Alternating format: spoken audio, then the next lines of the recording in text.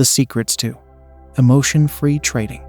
How to consistently act in your own best interest with your off-the-floor trading. Written by Levin. The Tale of Two Traders. Our first trader is Ned. Ned is an off-the-floor trader who day trades the S&P 500 futures. He's been trying to be consistently successful for the last 6 months. Unfortunately, it hasn't worked out very well. But it's not because of his methods that he's having so much trouble. No, the main reason Ned is not making the kind of money he wants is because he cannot control his emotions and consistently act in his own best interest. From the very beginning, Ned was confident he would be successful day trading the S&Ps. He'd been very successful in his previous business. Ned owned a retail printing company, and he'd learned to make good sound business decisions that helped him become very successful. He almost never made any major mistakes that were detrimental to the business. In fact, in over the 9 years he owned the company, he really prided himself in always looking at the big picture and keeping his business moving forward. On the rare occasion when something did go wrong, Ned worked at lightning speed to fix the problem, and many times he turned the crisis into an opportunity. Because of the smart decisions he'd often made, Ned was sure he could carry this into his new career of commodity trading. At least that's what he thought would happen. So when Ned received a generous offer from a corporation to buy his printing company, he decided this might be the time to take the money and run. It wasn't that difficult for him to decide to sell. He definitely loved having his own business, and of course, it was that much more rewarding because he was successful. But for the last 2 years, he'd been so busy that he was working about 65-70 hours a week. That left very little time for him to spend with his family. This made the decision to sell very easy for him. Another thing that made Ned's decision easy was that he wanted to try a new business. He had learned as much as he could about commodity trading. He'd read as many books and magazines he could get his hands on. He definitely thought he could transfer his successful business practices to commodity trading. Thus, he could trade from home and be able to spend a lot more time with his family. He was quite confident he would be a success in this endeavor too. Boy, was he in for a surprise. The second trader in our story is James. James also wanted to day trade the S&P 500 futures. His background is a little different than Ned's. James has spent the last 4 years working at the Chicago Mercantile Exchange, where the S&P 500 futures are traded. But James was not a trader at the CME. He had basically worked his way up from a runner. He was working for a retail commodity firm as a phone clerk.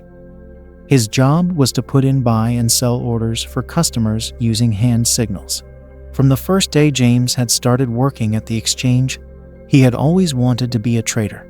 He knew he didn't have enough money to buy a seat on the exchange, which costs about $200,000.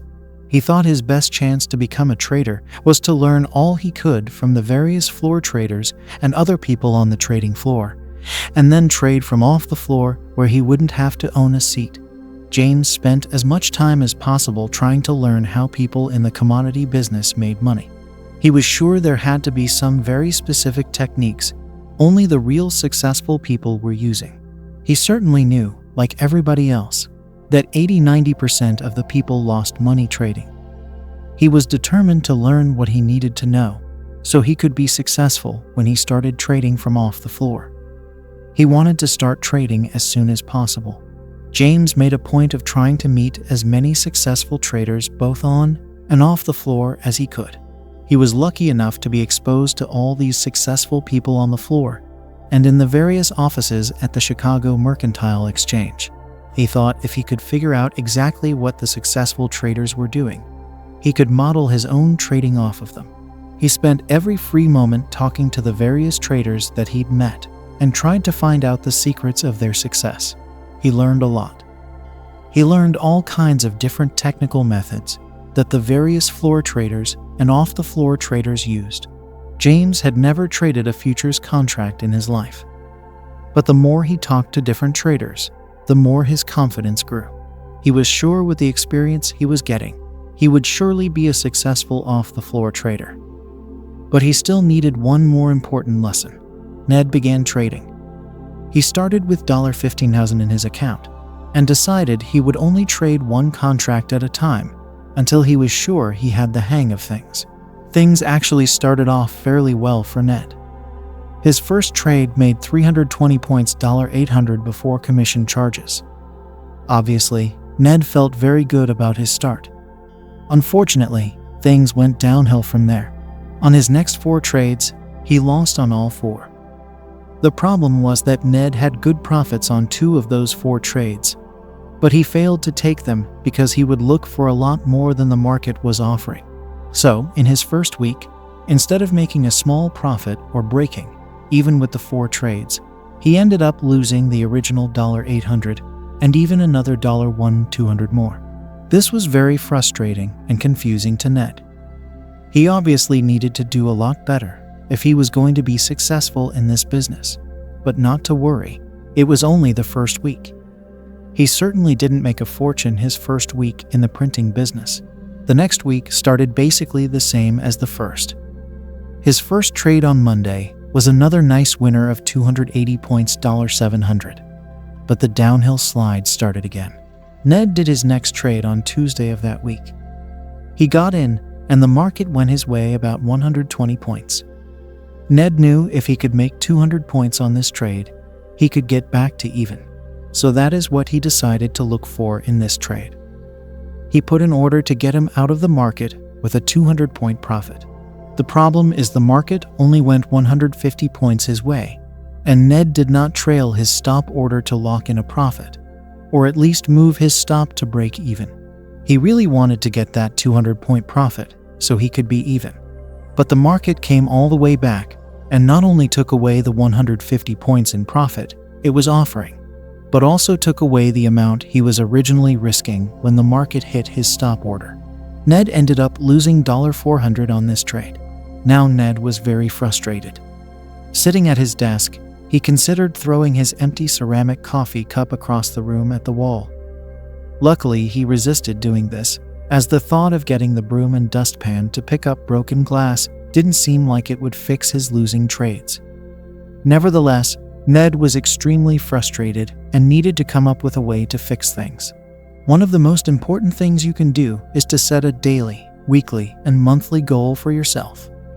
James was getting some advice from one of the most successful off-the-floor traders he knew. This particular off-the-floor trader had made over $500,000 a year for the last 4 years, so James knew he was getting good advice. The way to be successful is to have measurable goals for yourself, the off-the-floor trader continued, and then you have to continually visualize yourself reaching those goals. James understood about setting goals, but he really wasn't sure what the visualization part meant.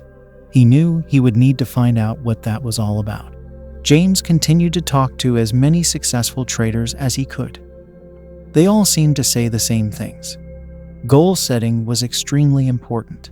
Just trying to make money each day without a goal was a road to failure. It seemed like almost every trader James talked with really stressed the daily goal setting idea. In fact, it seemed the more successful the trader, the more they stressed goal setting. James made a strong mental note that if he were to be successful, he would need to have very specific goals as to how much he wanted to make each day, as well as how much he was willing to lose. James found another fairly successful floor trader named Bob. Bob was nice enough to give James some advice. "Yes, I agree with you. You do need to set specific goals," Bob said. "But I would say just as important, you must visualize your success each and every day. You must see yourself very clearly as a successful trader. If you can't see yourself in your mind's eye as a success, there is no chance you will become successful." Bob told James about a book he should definitely read. Get the book Psycho-Cybernetics. It will tell you everything you need to know about visualizing your success. It's the same method professional athletes use, but it's really no different in our business. To be a successful trader, you must see yourself as a successful trader, even if it's not true yet. James did not hesitate following Bob's advice. He went out and bought a copy of Psycho-Cybernetics. He began studying immediately. James learned the different visualization techniques and began to use them on a daily basis. Even though he had yet to start trading, through his visualizations, he had already started to see himself in his mind's eye as a successful off-the-floor trader. This would play a big part of why James would become successful. Ned thought about the difficult time he was having.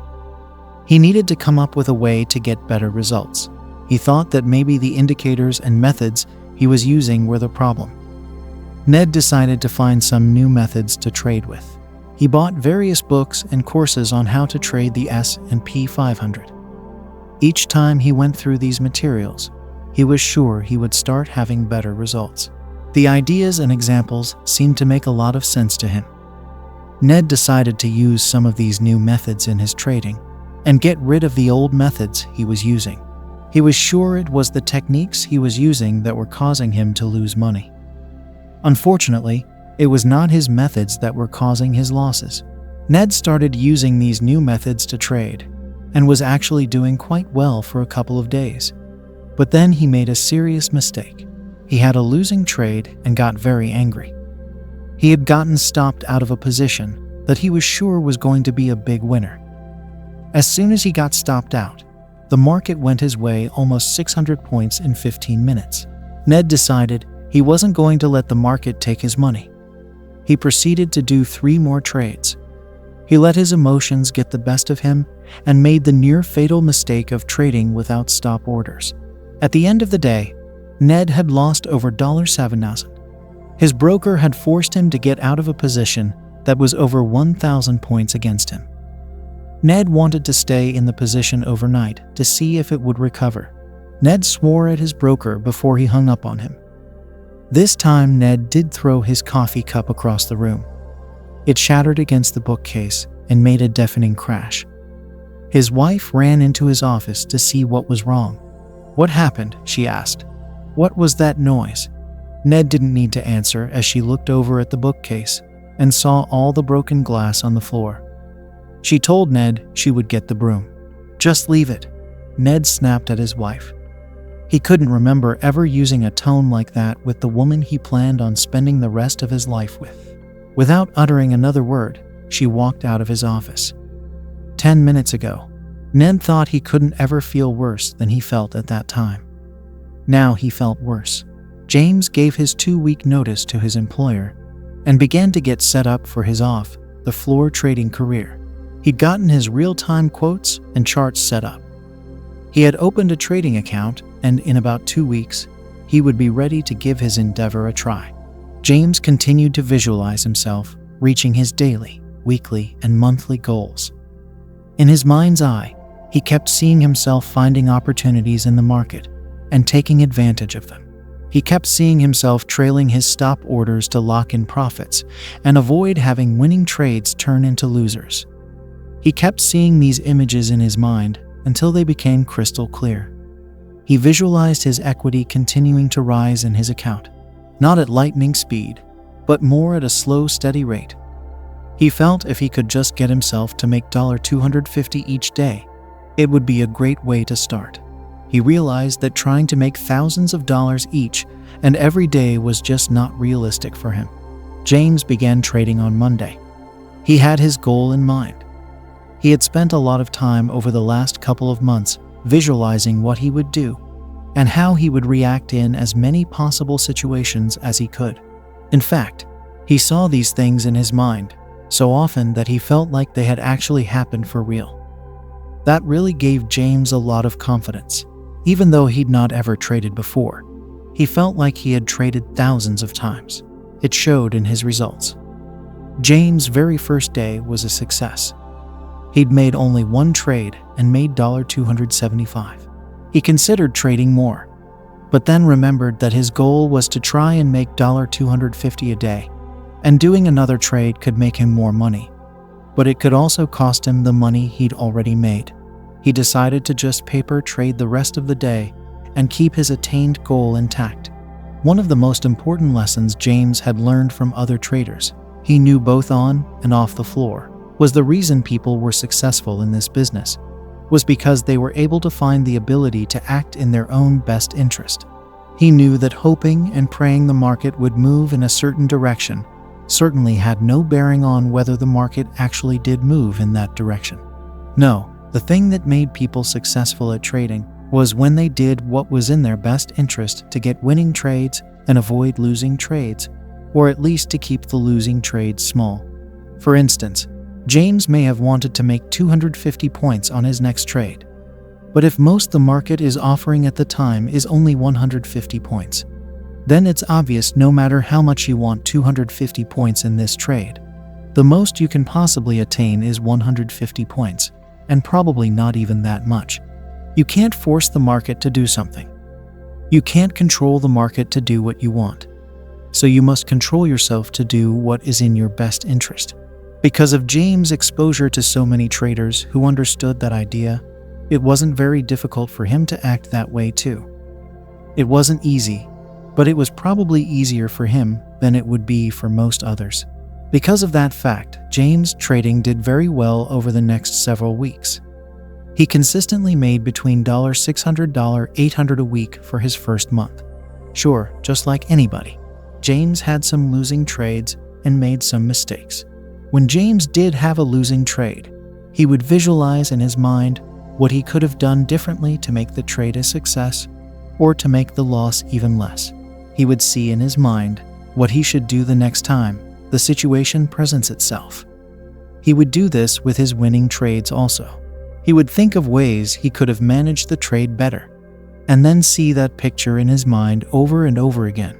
Consistently doing these things helped James to make over $15,000 in his first 6 months of trading. He kept his goal clearly in mind and did what was in his best interest to keep moving towards the goal. Did it work perfectly? No, but it worked well enough to get him on pace to making the same amount of money he was making at his old job. But now he was doing it the way he wanted to do it, by trading for a living from home. Ned was not as lucky as James. He was not exposed to people who could teach him the lessons that James had learned. Because of that, Ned decided that trading was not going to work out for him. He's now back at the printing business again. He still dreams of trading. He probably could be successful at it if he only learned to act in his own best interest. But he never did. Introduction: Acting in your own best interest. You will see this theme throughout this book. It is the most important concept you can learn in order to be a successful trader. If you can master this skill, you can be very successful in this business. But without it, you are destined to fail. It really is that simple. If you can learn to act in your own best interest, you will make a lot of money trading. If you don't learn to act in your own best interest, you will lose a lot of money trading. You see, the futures markets work in a very different way than almost everything else in life. There is more freedom in this business than probably any other business in the world. You can do what you want, when you want, pretty much any time the market is open. The only thing that will hold you back is running out of money. Other than that, you have all the freedom in the world to do whatever you want in the market. Trading really is different from everything else we do in life. In the everyday environment, you can have control at least somewhat by taking actions that affect the environment. For example, if you wanted to listen to some music, you would have to turn on the radio. If you push the power button on the radio, music will come out of the radio. If you don't push the power button, the radio will not turn on. Another example would be if you wanted to start your car. If you put the key in the ignition and turn it, the car will most likely start because you did something to affect that change. If you don't turn the key, the car will not start. You must change the environment by turning the key to get the car to start. Every day we all do things to affect changes on the environment. We put our bank card in the money machine to get cash out. We push the button on the coffee maker to make coffee come out in the morning. These are all changes that we can consciously make happen. But here's the difference. In trading, you can't control what the market will do. No matter how much you want the market to go in a certain direction, there is nothing you can do to make it go in that direction. There is no effect that you can cause on the market to make it do what you want it to do. We can't push a button, we can't turn a key. Nothing we do will make the market do what we want it to. Nothing at all. So if we can't control the market and what it will do, then the only thing that will make us successful is if we can control ourselves. And that's easier said than done. But it is the reality of successful trading. Again, you can't control what the market will do, so you must control what you will do. I've met hundreds and hundreds of traders, and unfortunately, many of them fail at trading. Most never learn the proper skills they need to be successful. Most of them focus so hard on finding the perfect technical method or mechanical system, and very few people realize that is much less than half the battle. A person with good self-discipline, but a poor trading method will outperform a person with poor self-discipline, but the best trading method currently available. Being able to act in your own best interest is much more important than finding the perfect technical method. As I often say, a person with good self-discipline, but a poor trading method will outperform a person with poor self-discipline, but the best trading method currently available. It will work like this every time. Quite frequently, I talk to people who've had very large profits in certain trades. For example, I remember a time when a person called me and told me he had 800 points in a 3-lot trade in the S&P's worth approximately $6,000. But even with that big profit, this particular trader still lost money on the trade. When I asked why he didn't trail his protective stop order to lock in some profit, he told me he was looking for the big home run. Right then I knew this person didn't have his best interest in mind. Sure, we all want those huge winning trades. But one thing we must all remember is we can't control what the market will do. So we must be prepared for whatever it does do. Thus, a person who gets 800 points in an S&P trade, not an easy thing to do, must have his best interest in mind and not allow all of that profit to evaporate, even if that means missing out on the big winner. This book is broken up into 3 sections. The first section is called Skills You Do Need, and is made up of all the skills I believe you must have to be successful in the trading environment. These include ideas like setting and accomplishing goals, being an active winner and loser, flawless execution of your trades, etc. The second section is called Skills You Don't Need. Included in this section are chapters on wishing, hoping, and praying. Also included is a chapter called Revenge Trading. Another chapter is called Emotions, Fear, Anger, and Greed. This section will help you to know the things you must stay away from to become successful with your trading. The third and final section is made up of ideas originally put together many years ago by the famed Dr. Maxwell Maltz, who coined the term psycho-cybernetics.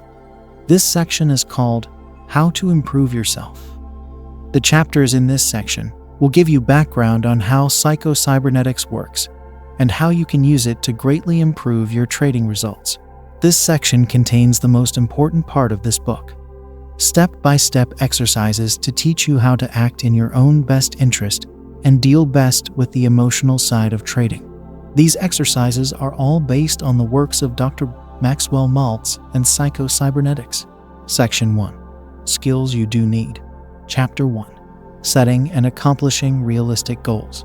I realized early on in my trading career that one of the most common characteristics in almost all successful traders I'd met was they are all very goal-oriented. In fact, I'm not sure if you realize it or not, but that's when people are at their best. People perform at their best when they have a goal clearly in their mind. That is the way the human mind works. When we have a goal clearly in our minds, our subconscious works very hard at helping us to achieve that goal. It does it quite automatically without having to fight using willpower. This is something you'll learn much more about when you start learning more about psycho-cybernetics. But there is one big catch. You may have a goal clearly in mind, but it must have 3 important characteristics. 1. Your goal must be realistic. 2. Your goal must be attainable. 3. Your goal must be measurable. Your goal must be realistic. This means that your goal has to be something that is within your capabilities. Sure, it may be possible to make $1 million your first year trading, but it's probably not very realistic because it isn't within your capabilities yet. Your goal must be attainable. This is similar to a goal being realistic. Again, your goal must be within your capabilities. So, an example might be if you are trying to average $250, $500 a day with your trading from off the floor. You have a much better chance of being able to reach that goal versus the goal to make $1 million this year. Don't get me wrong, if you are doing very well with your current goal, there's no reason you can't raise it somewhat. But you must start with a goal that is attainable, and then you can build on it. I highly suggest starting with a small goal and moving up from there. Your goal must be measurable. This is one I see people making a mistake about all the time. Everybody wants to get rich or make a fortune in the market. That seems to be everybody's goal. But you know what? That isn't really a goal. A goal must be measurable. You must be able to know when you're far away close and when you've achieved your particular goal. If it's not measurable, you won't know when you're there. And even worse, you won't know how close you are to reaching your goal. When I first started working on the trading floor, I spent lots of time talking to different traders about how they were able to make money in the markets. It seemed like the more I talked to different traders, the more their answers all sounded the same. Realistic, measurable goal setting is extremely important to being successful in trading.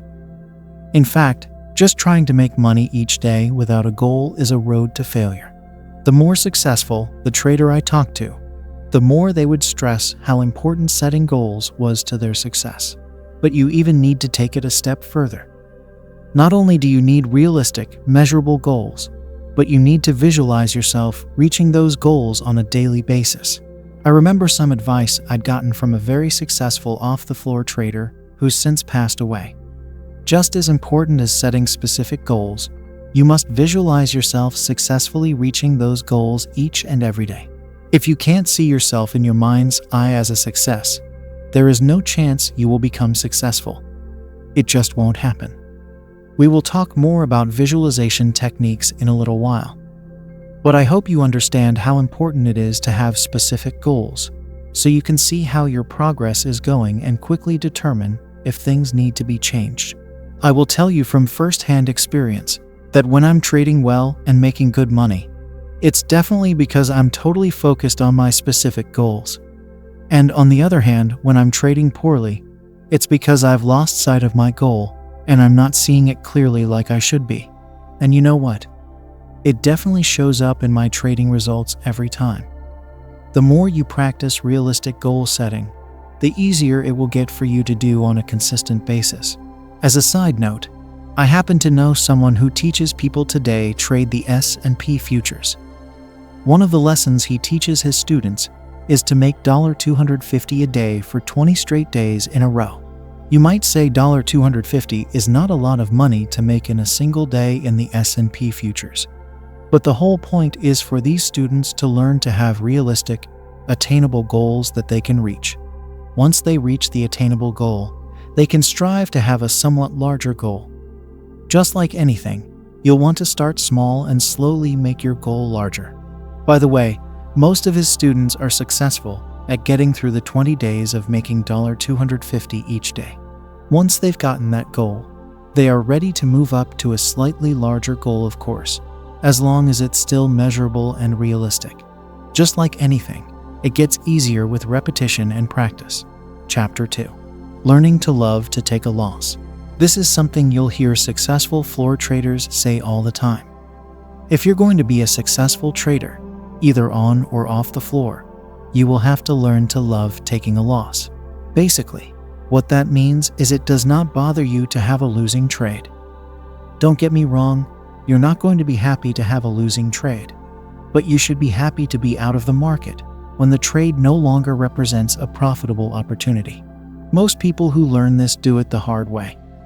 They end up losing all their money before they realize how important it is to love taking a loss. Instead of ignoring the fact that they have a losing trade like most people do, successful traders confront the possibility of being wrong. And thus, when the time comes to take a loss, they do it without hesitation. Your losing trades do not diminish you as a person. You are not your losing trades. You are also not winning your trades either. They are simply byproducts of the business that you're in. I think the reason that so many people have trouble getting out of their losing trades is because they think the losing trade is a reflection of themselves. Nothing could be further from the truth. Your losing trades do not diminish you as a person. You are not your losing trades. You are also not your winning trades either. They are simply byproducts of the business that you're in. Losing trades are part of trading. The most successful traders in the world have losing trades each and every day. They do not get caught up in thinking that the losing trade is part of them. They realize it's just part of trading, and the sooner they get rid of the losing trade, the faster they can look for the next opportunity to find a winning trade. This is easier said than done, but nevertheless, it's still the reality of how to make money trading. I have a friend who's been an S&P floor trader for over 15 years. He is probably one of the 5 best traders in the S&P pit. He's also probably one of the 25 best floor traders in the world. The house he lives in has 14 bedrooms and a 6-car garage. So obviously, he does pretty well with his trading. He has literally thousands and thousands of dollars in losing trades almost each day. He probably has more money in losing trades each day than most people make in a month. Obviously, he has many thousands of dollars in winning trades also. The point is he has learned to realize that having losing trades is part of the game, and he knows the quicker he can get rid of the losing trades, the sooner he can find some winning trades. It will be the same for you, but only on a smaller scale. One thing you'll need to learn is why it's so important to confront the possibility of a losing trade. If you don't, you will generate fear and end up with the very situation you are trying to avoid. When you can learn to understand this concept, only then can you prevent your losing trades from becoming unmanageable and, quite possibly, from wiping out your entire account. Mark Douglas, author of The Disciplined Trader, states, "Execute your losing trades immediately upon perception that they exist. When losses are predefined and executed without hesitation, there is nothing to consider, weigh, or judge, and consequently nothing to tempt yourself with. There will be no threat of allowing yourself the possibility of ultimate disaster. If you find yourself considering, weighing, or judging, then you are either not predefining what a loss is, or you are not executing them immediately upon perception. In which case, if you don't, and it turns out to be profitable, you are reinforcing an inappropriate behavior that will inevitably lead to disaster. Or if you don't, and the loss worsens, you will create a negative cycle of pain that once started will be difficult to stop." He goes on to say, "Keep in mind that fear is really the only thing that keeps us from learning anything new. You can't learn anything new about the nature of the market's behavior if you are afraid of what you may do or can't do that is not in your best interests. By predefining and cutting your losses short, you are making yourself available to learn the best possible way to let your profits grow. If you can change what these losses mean to you and realize that getting out of a losing trade as soon as you define it as such, you will be able to release yourself from the stress that those losing trades probably cause you now. This is why learning to love taking a loss is so important. It puts you in a much better position to take the winning trades." Chapter 3. Time has no bearing on money. Most of us have ideas about the amount of time it takes to make a certain amount of money. These ideas do not apply to trading the markets. A trader can literally make thousands of dollars in a matter of minutes, or even seconds with very little effort expended at all. This is very different than what most people are brought up to believe is possible about making money. Most people are raised to believe that to make money, especially large sums of money, it takes much time and effort. When I first started trading, my family and friends couldn't understand how, in just a matter of minutes, I could have the possibility of being up or down many thousands of dollars. People don't make thousands of dollars in minutes. It takes weeks. At least it does in most businesses. To many people, the possibility to make or lose money that quickly is something they'll never experience. But to a trader, this is something we experience on a daily basis. To be a successful trader, you'll definitely need to get used to it. The problem is many people have a mental conflict with that kind of situation. Because of our upbringing, we have certain beliefs about whether we deserve to make money that quickly. In many cases, we are so taken back that we made that much money so fast that it doesn't seem to be right that we could have that much that quickly. This leads to two serious problems. The first problem is the big one. If you subconsciously don't feel you deserve to make money so quickly, then when we do get that quick windfall, our subconscious will say, "Hey, you can't make money that fast. We'd better find a way to give that money back." And believe it or not, you will most likely end up doing just that. That is how powerful your subconscious is.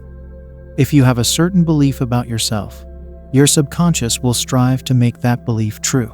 For instance, if you do make a large profit very quickly, you will find a way to give that money back because inside you it doesn't feel right. It might feel great and exciting to have made so much so quickly, but deep inside, in your subconscious, it is not right at all. And your super powerful subconscious will override your conscious thoughts and find a way to give back that money you didn't feel you deserved in the first place. In Section 3, we will talk about an exercise to become comfortable with large windfalls. You'll learn how to be deserving of those windfalls so your subconscious does not try and force you to give the money back. The second problem with this mental conflict is it causes people to stay in trades way too long. Here's what happens. A person gets into a trade, and for whatever reason it goes their way right away. They make those thousands of dollars we just talked about in only a few minutes.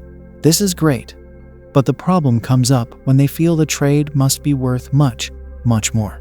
They feel this way because it moved their way so quickly that the market just has to keep moving in this direction. Well, we all know the market doesn't have to do anything. It only does what the buy and sell orders cause it to do. I see this situation all the time. One of the most important things you must realize about trading is that the market can take away profits just as easily as it can give them, and just as quickly. Because of this fact, you must protect your trading. Of course, that means you should be trailing your stop orders to lock in profits. But it also means you need to protect yourself mentally. Just because the market gave you $1,000 in profit in 2 minutes, it has nothing whatsoever to do with whether the market is going to continue in the same direction. Nothing whatsoever. But a lot of people get caught up in thinking that it does. That is a big mistake. For instance, let's say you get short the S&P 500 futures.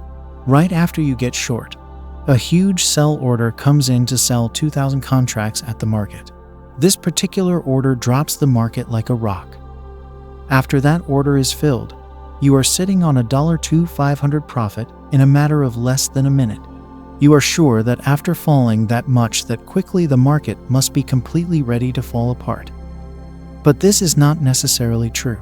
In fact, just the opposite happens. Without more selling, the market starts to rally back up, taking much of your profits with it. The only way to deal with these situations is to be mentally prepared for them to happen, because they will happen. Instead of being so sure that the market must do what you think it should do continuing in your direction, you must be prepared that it can do anything like taking away your quick windfall just as fast you got it in the first place. By being mentally prepared for this type of situation, you act in your own best interest by not letting the lion's share of your profits get away from you.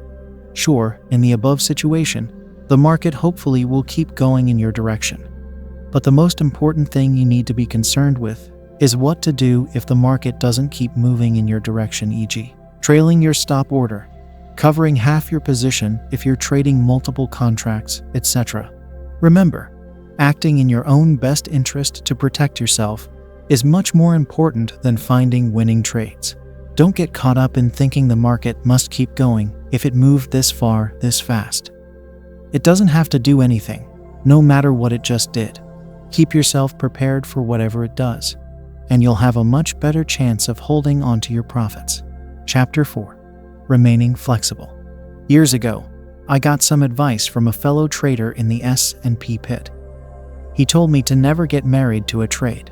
Michael Douglas told Charlie Sheen to never get emotional about a stock in the movie Wall Street. Those statements are much more than just pieces of advice picked up along the way. If you don't remain flexible and stay detached from your trades, you will not become successful in this business. Basically, what this means is very simple. No matter how strongly you feel about a trade, you need to be willing to give up on it in a moment's notice. A very common occurrence for a trader is to get caught up in the particular trade they are in and put much more weight in that trade than it deserves. For instance, I've talked to a lot of traders who've experienced a common feeling when in a trade. I've even experienced it myself occasionally. You feel as though you have to be right on this particular trade. This causes you to be inflexible about getting out of the trade, even if the market is showing you signs that it isn't going to continue in your direction. Many traders get so attached to their trades that they cannot be flexible enough to act in their own best interest, which is the only way to be successful. Many times when this happens, the trader feels as though this is the last trade they'll ever be in. Inflexibility will kill your trading in a hurry. You see, to be a successful trader, you need to be willing to change your mind quickly and easily. You certainly can't be fighting with yourself back and forth when you've got an open position in the market. It will be a disaster. In the real world, having a large ego can sometimes be helpful. Many people who've got large egos and think they are usually right also have the ability to also convince others that they are right. This works for many people. Those people with large egos don't need to be as flexible in the real world. At least they do not have to be flexible to the people they can convince they are right. But in the trading environment, being inflexible and unwilling to admit you're wrong will do nothing but drain your trading account dry. Of course, nobody wants to admit that they are wrong. Who wants to be wrong? If I don't get out of this bad trade that has very little potential, it will eat away at my past and future winning trades. And obviously, I don't want anything to eat away at my winning trades. I try and think about it a different way. I don't think about it as being wrong in a losing trade. I decided to shift my thinking, and instead of thinking of myself as wrong in a losing trade, I think about it this way. If I don't get out of this bad trade that has very little potential, it will eat away at my past and future winning trades. And obviously, I don't want anything to eat away at my winning trades. This helps me be more flexible and not afraid to cover my losing trades or trades where the profit is deteriorating. I've learned to be flexible in these situations because of how much I want to keep my winning trades intact. The less flexible I am about my bad trades, the more they'll eat away at my good trades. I'm always trying to protect those winning trades because those trades are the ones that pay my bills each month. Always remember, the more flexible you can be, the more successful your trading will be. In fact, the amount of money you make trading will be in direct proportion to how flexible you can be. If that is not a reason to learn to be more flexible, I don't know what one would be. Chapter 5. Do you deserve to make money? Like we talked about in Chapter 3, many people have a certain idea of how long and how much effort it takes to make a certain amount of money. Most job situations offer an unchanging reward regardless of effort. This is very different than trading the markets. Most of us are brought up with ideas like working a hard day's work is what it takes to make money. Very few of us are brought up with the idea that you can make literally thousands of dollars in a matter of minutes with very little expended effort other than picking up the phone and placing a timely trade. This is foreign to most people. And more importantly, it doesn't fit the picture most people have of themselves. For instance, if your father worked 11 hours a day, 6 days a week to put food on your family's table, then it's only natural that your idea of making money would include hard work and long hours. You spent much of your childhood seeing it done that way. Because of that, the picture of yourself could most likely be one that is undeserving of money if you don't put in long, hard hours to make that money. If that is the case, then this picture of yourself is very, very important. The picture you have of yourself is the basis of the psycho-cybernetics techniques, which we'll talk a lot about in Section 3 of this book. But let me just to give you some background of how it works. The self-image controls everything we do in life. It is what we believe to be true about ourselves. It may not necessarily be true, but it is what we believe to be true. We all have a picture of ourselves in our subconscious. This picture is called the self-image. The self-image controls everything we do in life. It is what we believe to be true about ourselves. It may not necessarily be true, but it is what we believe to be true. Our self-image has a stronger hold on us than you could ever imagine. For instance, if we believe that people don't deserve to make money as fast as is possible trading the markets, then undoubtedly what will happen if we make money very quickly in the market is our self-image will say, "This is not right. People shouldn't make money this fast." And our powerful subconscious will find a way to give that money right back. It is inevitable that it will happen this way. It is very difficult to do something consistently that does not agree with your self-image. It's proven in hundreds of thousands of scientific cases. A good example is someone trying to lose weight. Many times people have the picture of themselves as an overweight person. They attempt to try and lose weight using willpower. They go to the gym, try and eat healthier foods and avoid fatty foods. All that is great. But the reason most people can't lose weight, or they gain it right back, is because they have that powerful picture of themselves as an overweight person fighting against them. The self-image is much stronger than any willpower you can come up with. So, until they change the picture they see of themselves, it will be next to impossible to lose weight and keep it off. But when they do change the picture of themselves, it won't be very difficult at all to lose weight and keep it off. In other words, when they can see themselves as a thin person, it's not very difficult to become a thin person. The same is true about whether you deserve to make money as a trader. If you have a self-image that states it isn't right to be able to make money so quickly, then you will be fighting a losing battle against your powerful self-image. The self-image will always win. Just like the person trying to lose weight, you will only become successful when you have the correct picture of yourself. The picture must be of a person who is deserving of making money in the trading environment. If that is not the picture you currently have of yourself, you'll need to change that picture. The Psycho-Cybernetics techniques in Section 3 will teach you how to change the picture you have of yourself, so you will be deserving of making money with your trading. Chapter 6. Trading Rules. It's kind of strange in a world with no rules like trading that it's so important to have a specific set of rules that you follow religiously. I mean, let's be honest, trading really doesn't have any rules. You can get in whenever you want. You can get out whenever you want. You can add and subtract to your existing position. And you can obviously decide simply not to trade. The only thing that could prevent you from participating is the lack of required money to trade. Other than that, you get to decide what you want to do and when you want to do it. There are not too many other businesses that allow for that much freedom. Because there really aren't any set rules, you'll need to make your own. Otherwise, you'll most likely be overwhelmed with all the different possibilities in the market. If you decide to trade without any rules, I promise you will not be successful. Freedom is good, but you need to have what I call a structured freedom. Basically, that means you should be able to trade when you want to. But the trades you do need to fall under your set rules.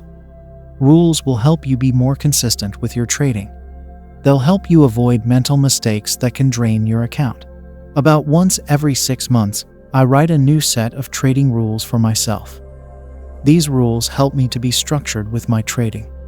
And you know, it's the strangest thing when I have a bad day. It's because I didn't follow one or more of my rules.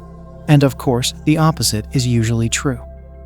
If I've had a good day trading, it's because I did follow my rules. No matter what type of trading you're doing, swing trading, day trading, long-term trading, you'll need to come up with your own set of rules to keep your trading structured. The problem is most people don't want to make up their own rules, because if they did, they would have to take responsibility for their results. And as we all know, most people don't want to take responsibility for their action. But as we all know, the only way to be successful in trading is to take 100% responsibility and act in our own best interest. For those that don't know, I day trade the S&P 500 futures almost exclusively. I updated my rules in July of 1998. I thought it might help you to see what my rules look like, and I'll try to give an explanation of each rule as it applies to my trading. These are exactly how my rules look taped up to the side of my computer in my office. Rules for trading 17698. 1. Always use a stop order. I never put on a trade without a stop order. 2. After 3 losing trades in one day, stop trading. I want to avoid digging myself in a huge hole. 3. If I get 100 points plus profit in a trade, I will move my stop to break even. If I get decent money in a trade, I will not allow myself to lose money on that trade. 4. Only use a signal to get into the market. Don't just take a shot. I usually get myself in trouble if I have a feeling about the market and act on it. I'm much more successful when I use a chart formation or a technical reason to get into the market. 5. Use the secrets of floor traders' rules. They work. This is the course I've put together for day trading the S&Ps. It includes all the techniques that I use to trade. 6. Do not trade on holiday-type volume. Too slow, bad opportunities. Go outside, watch a movie, whatever. In almost every case, when I trade in these types of markets, my winning trades are much smaller, and my losers are much bigger. It's not worth it. 7. Always act with your best interest in mind. This is something I try and do with each and every trade I put on. I realize that only I'm responsible for my results. 8. Consistently trade on long side above value and the short side below value. I use the value area to help stay on the right side of the market. 9. Always look for single ticks to help you execute your trades. This is a market profile technique that I use to help me find support and resistance areas. 10. Relax with your trades. If it's not fun and enjoyable, it's not worth doing. This is self-explanatory. If you don't enjoy it, you won't be successful. 11. You don't have to trade every day. Sometimes I'll just leave the market alone and forget about it for a day. It usually refreshes me. 12. Waiting till the market shows you whether it is one-time framing or not is an excellent way to be patient, waiting to find an opportunity to trade. Framing is a trend-following technique that I watch for constantly. Those are the exact rules that I use each and every day, and it's almost automatic. After a bad day trading, I will look at my rules and see that I did not follow them like I should have. And again, the opposite is true. After a good day, I'll look at them and see that I followed them very well. I really believe my ability to follow those exact rules is a direct reflection of how much money I will make with my trading. The more I follow them, the better I trade. I'm quite sure the same thing will happen for you. Although I would say you'll want to come up with your own set of rules. You can certainly use mine as a guide, but the important thing is you must be comfortable with the rules you come up with. I know that I'm very comfortable with my rules. You'll need to do that with your rules. If you're not comfortable, they will be very difficult for you to follow, and the odds of you being profitable will be very low. One thing that is common in trading is the temptation to not follow your rules just this one time. This comes from the very real possibility of the exciting results that are possible. This is the trap that many new traders and some experienced ones too fall into. This trap is easy to fall into because many people have a terrible fear of missing out on a big move. A good example would be when you see the Dow Jones up 250 points, and you feel as though you must find a way to get long the S&P market, even if it breaks many of your rules to do so. Avoid at all costs getting caught in that trap. Doing a trade because you're afraid of missing out on a big move is not acting in your best interest. Avoid at all costs getting caught in that trap. Doing a trade because you're afraid of missing out on a big move is not acting in your best interest. I've got news for you. There are big moves almost every day. Besides, most people do not think about missing those big moves in a realistic way. When you've missed an opportunity, you have a tendency to think about it unrealistically. You see the bottom and the top of the big move and think to yourself that you would have been able to capture the entire move. I think we all know that isn't likely to happen. But our mind plays tricks on us and says we shouldn't have missed out. Again, the market doesn't stop moving. If you weren't able to get into the previous opportunity, look for the next one. Don't let your mind play tricks on you. The more you follow your rules, the more you'll trust yourself, and the better your results will be. Remember, only you are. Chapter 7. Flawless Execution. Many people get confused and think that flawless execution means always selling near the high and buying near the low. It doesn't mean that at all. No, in fact, I think it will be very rare in almost all of your trades for you to buy near the low and sell near the high. You don't need to buy the low and sell the high to make money in this business. What flawless execution means is acting on an opportunity, either getting in or out of a trade, the moment you see that it's an opportunity without hesitation. Unfortunately, this is a lot easier said than done. But that doesn't mean you can't learn to do it. There are many good technical methods and mechanical systems out there. Even still, many people using these proven methods and systems still end up losing money. The reason is very simple: lack of flawless execution. Again, flawless execution does not mean having the perfect trade. It means being able to act immediately on the opportunities that you see in the market. Most people think of themselves as risk takers, but what they really want is a guaranteed outcome. But there is a conflict. You can't be a risk taker and still get guaranteed outcomes. They just don't work together. And that is just the reason that many people hesitate when it comes time to put on a trade or cover an open position. They want the guaranteed outcome, but they realize there isn't a guarantee, so they fail to be able to put the trade on and act in their own best interest. In trading, there are no guaranteed outcomes. It just doesn't work like that. With every trade you do, you will be putting yourself, as well as your money, at risk. That is something you'll have to learn to live with to prosper in the trading environment. There are no other options. You must learn to feel comfortable with taking risks. Mark Douglas, author of The Disciplined Trader, makes this comparison between gambling and trading. As a comparison to trading, it is much easier to take risks and participate in a gambling event with a purely random outcome based on statistical probabilities simply because it's random. What I mean is, if you risk your money on a gambling event that you know has a random outcome, then there's no rational way you could have predicted what that outcome would be.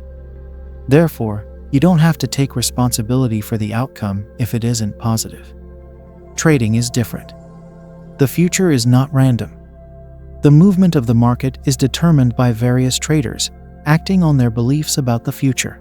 And because traders create the future by acting on their beliefs, the result of their actions is not random.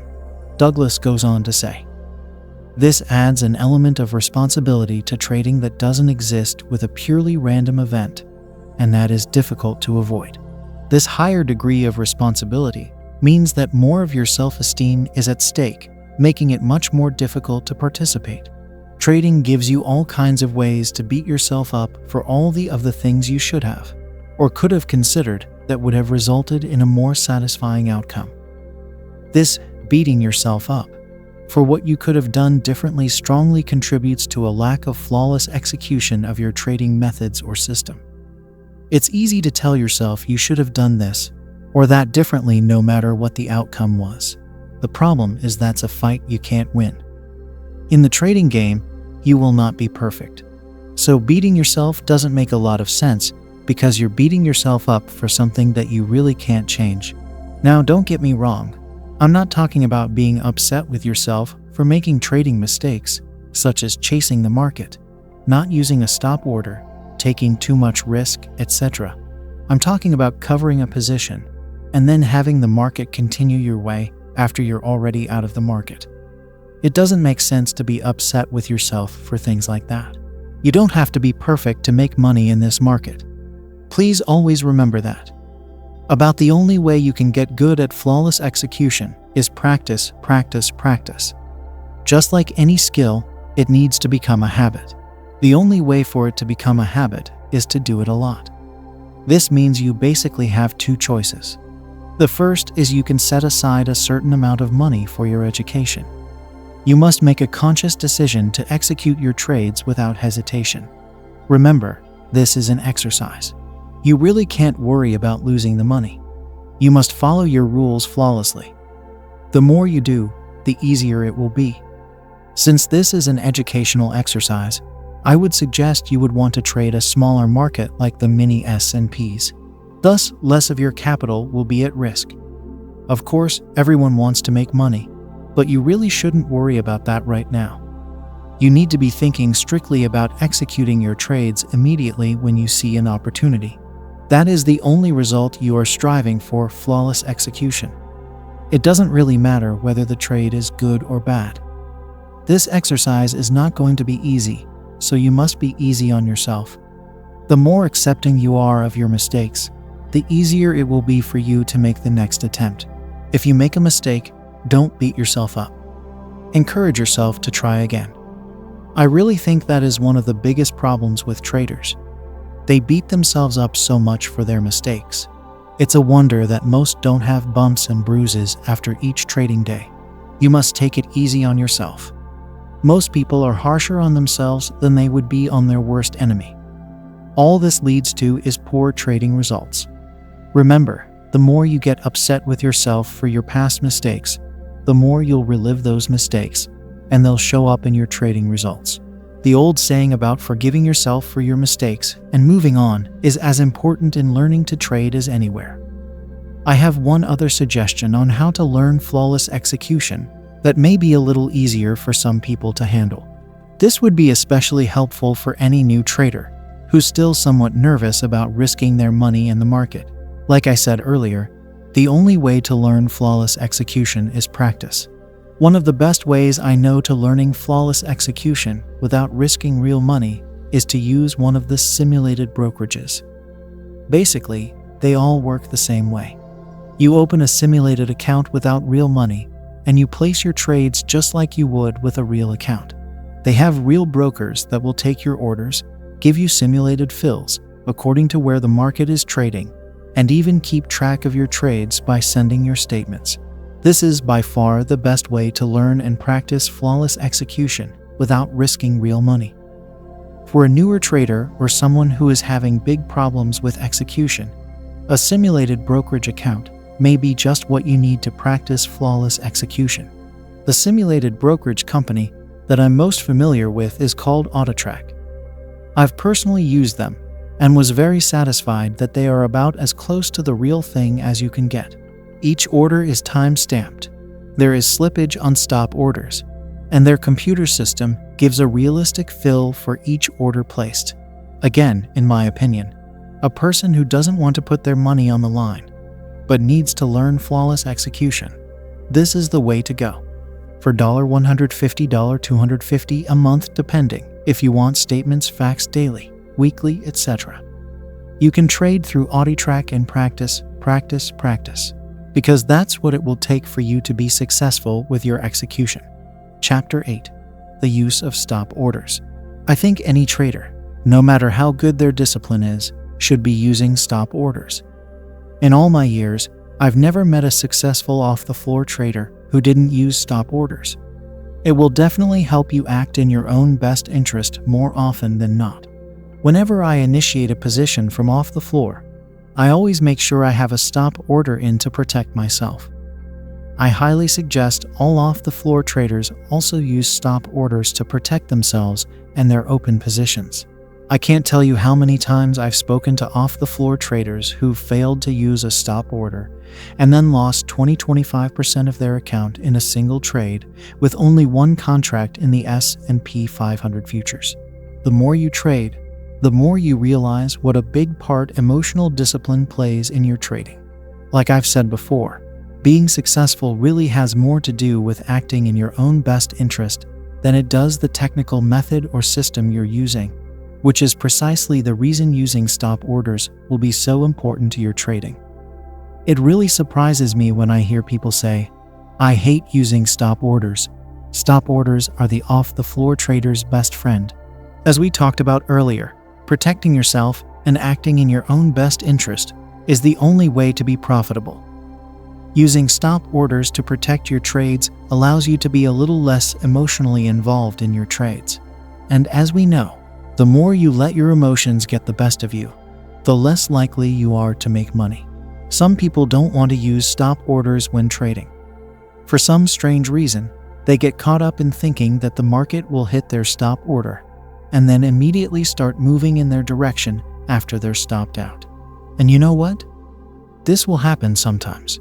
For people who attempt to use mental stops, where they'll just call and get themselves out of the market, instead of putting the stop order in the market. The problem comes up when the market does go through their mental stop order, then reverses and starts moving back in their direction. Usually, these people are at a loss of what to do next. And the unfortunate thing is it usually costs them a lot of money, as they do not act in their best interest. They let a losing trade turn into a huge losing trade. The biggest reason people don't want to use stop orders is because they can't or won't admit they were wrong about which way they thought the market was going. This is about the worst trait you can have. There is nothing wrong with having a manageable losing trade. The difficulty comes in when your losing trades are unmanageable. This can easily happen because you take too much risk on a particular trade by not using a protective stop order. I think these people are under the impression if they don't get out of the market by not using a stop order, they can't take a loss because the market can always come back. That idea is attractive to some because it can actually happen like that. The market can come back, no matter how far it was once against you. But I'm telling you, you are asking for a disastrous situation. If you want to act in your own best interest, you will not let yourself get into a situation like that in the first place. It happens all the time. I talked to people who only planned on risking 200 points on an S&P trade. They didn't use a stop order, and because they didn't have their best interest in mind, they have a trade that is 600, 800 points against them, and they're hoping and praying the market comes back. Hoping and praying is not acting in your own best interest. I guarantee you that. About the only way I know to be a successful off-the-floor trader is to have your stop order in place and let the floor broker get you out of the market if you're wrong. Again, small manageable losing trades are fine. They are part of every successful trader's day. If you think you can avoid them, you're wrong. And if you think you can avoid them by not using stop orders, in my opinion, you should just save your money and not even trade. That is just my opinion. But I've been around for a while, and I've seen a lot of traders try to trade without stops, trailing stop orders. Another way you should be acting in your own best interest is to trail your stop orders to lock in profits in your trades. There are thousands of different ways in which to trail your stop orders as the market moves in your direction, but we won't get into all those here. The main thing I'd like you to understand is why it's so important to trail your stop orders. When you get some decent profit in your trades, you'll want to trail your stop order, first to break even, and then to hopefully lock in some profit in the trade. This is a very important thing to do. Without doing this consistently, no matter what time frame you're trading, you will not be successful. As soon as I get decent profit in a trade, I want to move my stop to break even. In other words, if I've got a few $100 profit in a S&P trade, I'll move my stop to the same price where I got in the market. Thus, if the market starts to come back and take away my profits, about the worst that will happen is I'll scratch the trade, or only lose a few ticks. But if I hadn't moved my stop to break even, then not only would the market have taken away the small profit I had, but I could also end up with a loss in the trade. One of the hardest things to deal with emotionally in trading is when you've had a decent profit in a trade and then end up losing money on that trade. This can be very frustrating for an off-the-floor trader. It causes you to make dumb decisions because it is emotionally draining. This is why I think it's so important to avoid as much as possible getting yourself in these situations in the first place.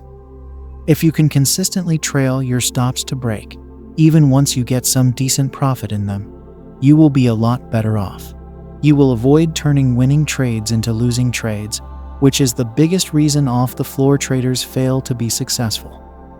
Whenever I tell people about how important it is to move their stop to break even, I always get some people telling me that if they left their stop alone, they wouldn't have gotten stopped out, and the market would have gone their way.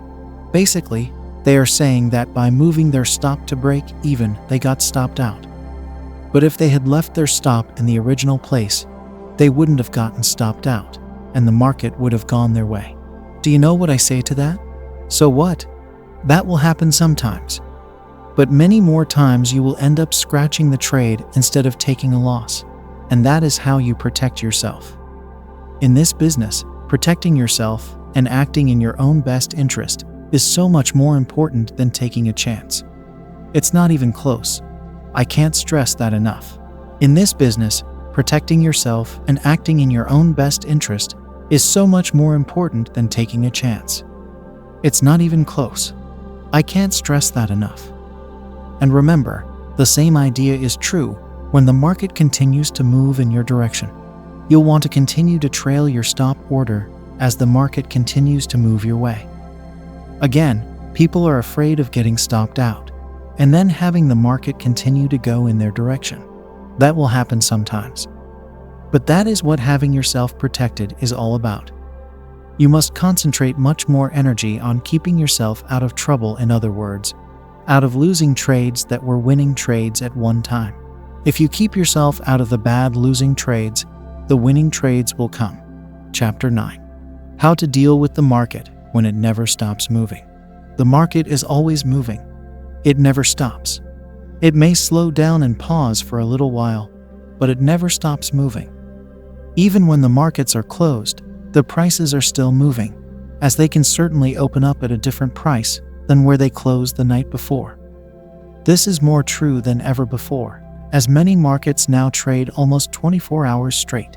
The three simple ideas of getting in, getting out, and not trading become even more difficult because there really is no end. Only you can decide when to end it. In a profitable trade, you need to decide when you've made enough. Many people let greed get the best of them. These people get caught up in thinking that there is never enough, no matter how much they've made in the trade. If they've made $500 profit, they get upset with themselves that they didn't make $1,000. If they've made $5,000, they want $6,000. A truly greedy person can never be satisfied. No matter how much they have in a trade, it will never be enough. On the other hand, with a losing trade, a greedy person will not want a losing trade to exist because it represents failing. So this person may act as if it doesn't exist by convincing themselves the market will come back and reward them with a winning trade. It just hasn't happened yet. These are very dangerous characteristics for any trader to have. Without question, these traits will put you on the road to failure faster than you can imagine. A truly greedy person cannot succeed in the trading environment. The question, how much is enough, causes many people to deal with some issues that are very important to them. But these issues have nothing to do with the movement of the market or the potential of the market to move in a certain direction.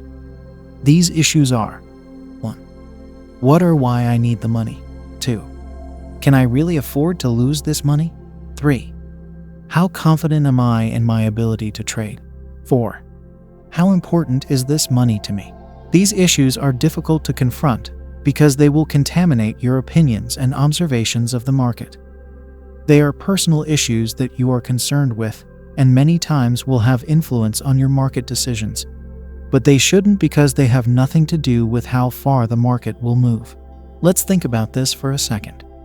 For example, does you only having $200 left in your account have anything to do with whether or not the market will move in a certain direction? No, of course not. Does your wanting money to buy that painting you've had your eye on have anything to do with whether or not your current short position will make you enough money to buy that painting? Definitely not. But the problem is many people take those factors into account when they trade. These issues become factors as to whether or not to get in and out of the market. And as you can see, that is a big mistake. The market doesn't know or care whether you need the money or not. It doesn't care or want to know about the reasons you are trying to make money. This is why you'll see many successful traders say to only trade with money you can afford to lose. In other words, you will be in the best possible position if you aren't relying on the money. Thus, those issues that contaminate our outlook on the market will be much easier to deal with. But on the other hand, if you are trading with money that is meant to pay the mortgage and your kids' college tuition this month, these issues will be very apparent and will undoubtedly cloud your judgment and cause you to not see opportunities in the market as clearly. The reason to put on a position in the market is because you feel it has the potential to move a certain direction, and you think that you can capitalize on that move. That is really the only reason to get into and out of the market. Getting in the market because you need money to take a vacation is just not going to work out ever. Please remember that. Making it even more difficult is the fact that the game only begins when you enter the market and only ends when you get out of the market. This is a lot of freedom for any individual to have. You are free to participate whenever you like. You can get in for whatever reasons are good enough for you. You can get in the market because you see a reliable chart signal, or you could get in because it just started raining outside. No one will tell you not to participate if you want to for whatever reason you feel is right. Or like we just talked about a minute ago, you could get in because you think this trade will make you enough money to take your family to Disney World. Nobody will stop you from doing the trade. It's obviously the same thing when getting out of a trade. The game only ends when you do decide to end it. Other than your broker getting you out of the position because you're out of money, you will have to decide when enough is enough and it's time to exit. Again, that is a lot of freedom for anybody to have. In most cases, especially for new traders, we usually don't get to experience that kind of freedom in everyday life. The most important thing you can learn here is you'll need to be making your market decisions strictly on what the market is doing and showing you. This is the only way to be successful. If you are making your decisions on outside factors like how badly you need the money, or what you need the money for, your judgment will be clouded, and it will be much more difficult to see good opportunities to profit. Chapter 10. Being objective. Do you believe anything can happen in the market at any time? This is what being objective is all about. You need to constantly be thinking that the market can do whatever it wants whenever it wants at any time. Many people get into trouble by thinking the market can't or won't do certain things. Many people will put mental limits on where they think the market should go. These mental limits can have some very bad results. I remember a time a few years ago when I was in the S&Ps. There were about 4 or 5 minutes left until the market closed. One trader told me he thought the market was going to break another 500 points in the S&P futures. I said there was no way this was going to happen with only 4 minutes left until the market closed. He said that it didn't matter if there was only 1 minute left for the S&Ps or any market to move. All it has to do is be open. And you know what? He was right. In the next 4 minutes, the market dropped 500 points just as he predicted. If I hadn't limited my beliefs, I could have made money on that trade. But unfortunately, I was not objective enough to believe the market could really break that far in that short amount of time. My limited beliefs prevented me from making money in that trade. But in the long run, that situation helped me to be more objective in the future. It was definitely one of the stepping stones for me to realize anything can happen at any time in the market. All it has to do is be open. If you believe anything can happen at any time, then you release yourself from distorting market information. When you distort market information, you are obviously not acting in your own best interest. For example, let's say you usually look at a certain indicator to help you find profitable positions. Let's say this indicator got you into a short position a little while ago. You've been sitting with this position, and the indicator is still telling you the market looks like it should go down. But the problem is the market is not going down. And now some of the other tools you use are starting to look like the market is going to start to rally go up. But your indicator still says down. So you ignore the things that are saying the market is going higher. Now you have conflicting signals. As I'm sure you know, most people will not be objective. They will hope that the indicator is right and the other stuff is wrong. In fact, they will probably try not to look at the stuff that says the market is going higher. or they will dismiss it as not having as much weight as the indicator, because it doesn't conform to what their expectations are. Normally, if they weren't in a trade, they wouldn't even put on a position with these conflicting signals. But since they are already in a trade, they distort the information right in front of them and hope and pray that the market does what they want it to. But is that the objective thing to do? No, of course not. The objective thing to do is to get out of the position and reevaluate.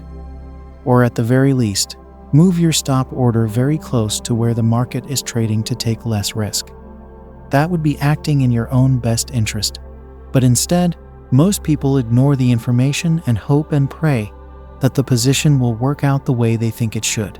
This happens because most people get locked into their opinions of the market and have a lot of trouble facing the fact that they could be wrong.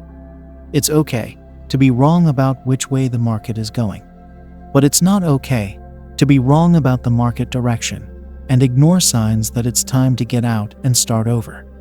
That lack of objectivity will kill your trading. To be objective, you cannot put your demands and expectations on the market. First of all, you cut yourself off or distort vital information that the market offers to help you decide which way it's going. Second of all, you don't have enough power to control the market to make it live up to your demands and expectations. Thus, you must learn to be objective in your market observations. This doesn't mean that you can't have an opinion about the market. It only means that your opinion can just as easily be wrong as it is right. And you need to be completely ready and comfortable for it to be wrong, just as much as it could be right. You need to release yourself from having to be right. The more objective you are, the less you will distort the information that you receive. Mark Douglas, author of The Disciplined Trader, states, "There are 7 characteristics of an objective person. Here they are so you can recognize it when you've achieved it. 1. You feel no pressure to do anything. 2. You have no feeling of fear. 3. You feel no sense of rejection. 4. There is no right or wrong. 5. You recognize that this is what the market is telling me. This is what I do. 6. You can observe the market from the perspective as if you were not in a position, even where you are. 7. You are not focused on money, but on the structure of the market. If you can see any of the above qualities in yourself, you're on the right road. Again, you need to release yourself from the need to be right. If you constantly need to be right, you are unfortunately in the wrong business. To be a successful trader, you don't always need to be right, but you always need to be objective. Chapter 11. Being an active winner and loser. Some people believe trading is like gambling. It's not. In a gambling game, you have to participate to lose and do absolutely nothing to stop losing. If after one bet, you don't put another bet on the table, you will not lose. There is also no way you'll win. But at that point, if you don't place another bet, there will be no risk. Obviously, in trading it's very different. You must participate to get in a trade, and you must participate, in other words, do something to cut your losses. If you do nothing, the possibility exists that your entire account can be wiped out, and even that won't stop your losses if you still do nothing. Although at that point, your broker will most likely participate for you by getting you out of the market. In gambling, you know exactly what your risk is, and the game always ends before the next one starts. But in trading, you don't know beforehand exactly what your risk is. You may have an idea, but even with stop orders, there is always the possibility of slippage. But the real big difference between gambling and trading is the event never ends as the market keeps moving. A good example of an active winner and loser might be a person playing blackjack at a casino. You must make a conscious choice to play and risk your money. And when the game is over, the rules force you to be an active loser. If you want to play and risk your money again, you must place another bet. Without another bet, you can't be a loser again. You must actively participate to lose and do nothing to stop losing, the exact opposite of trading. This is why in trading being an active winner and an active loser is so important. But because the event never ends, it's easy not to be an active winner and loser. There is always the possibility, no matter how slim, of the market coming back in any trade you're in. You don't need to actively participate to get back your losses. You could simply stay with the trade and let the market come all the way and give you back your losses. Because of this reality, there's always a constant temptation not to cut your losses. Cutting losses for many traders is painful. So many choose to avoid the pain and not be an active loser. They simply think they are in a winning trade that has yet to show profit yet. Or we will look at only the evidence that says our position is right and ignore the rest of the evidence against that notion. These are obviously traits of someone who is not an active winner and loser. But being an active loser as well as an active winner is the only way to be successful. Again, the temptation to not cut your losses is always there, but it will do nothing but get you in trouble. Successful traders know that cutting your losses actively, before they get too large and unmanageable, is the only way. Someone once told me, to make money trading, you can't sit on your hands. Basically, what that means is you need to do things like getting yourself in and out of winning and losing trades to be successful. In other words, the way to make money trading is not only act in your best interest, but to actually act and do things to help your trading. That means when a trade is going against you, you really can't sit on your hands and do nothing. You must cut your losses instead of hoping the market will come back. And when a trade is going your way, you must act in your own best interest by being an active winner. Trail your stops to lock in profits. Cover your position when it reaches your target, instead of looking for a home run, etc., etc., etc. This is what being an active winner and loser is all about. Don't sit on your hands. Chapter 12. Paper Trading After a Loss.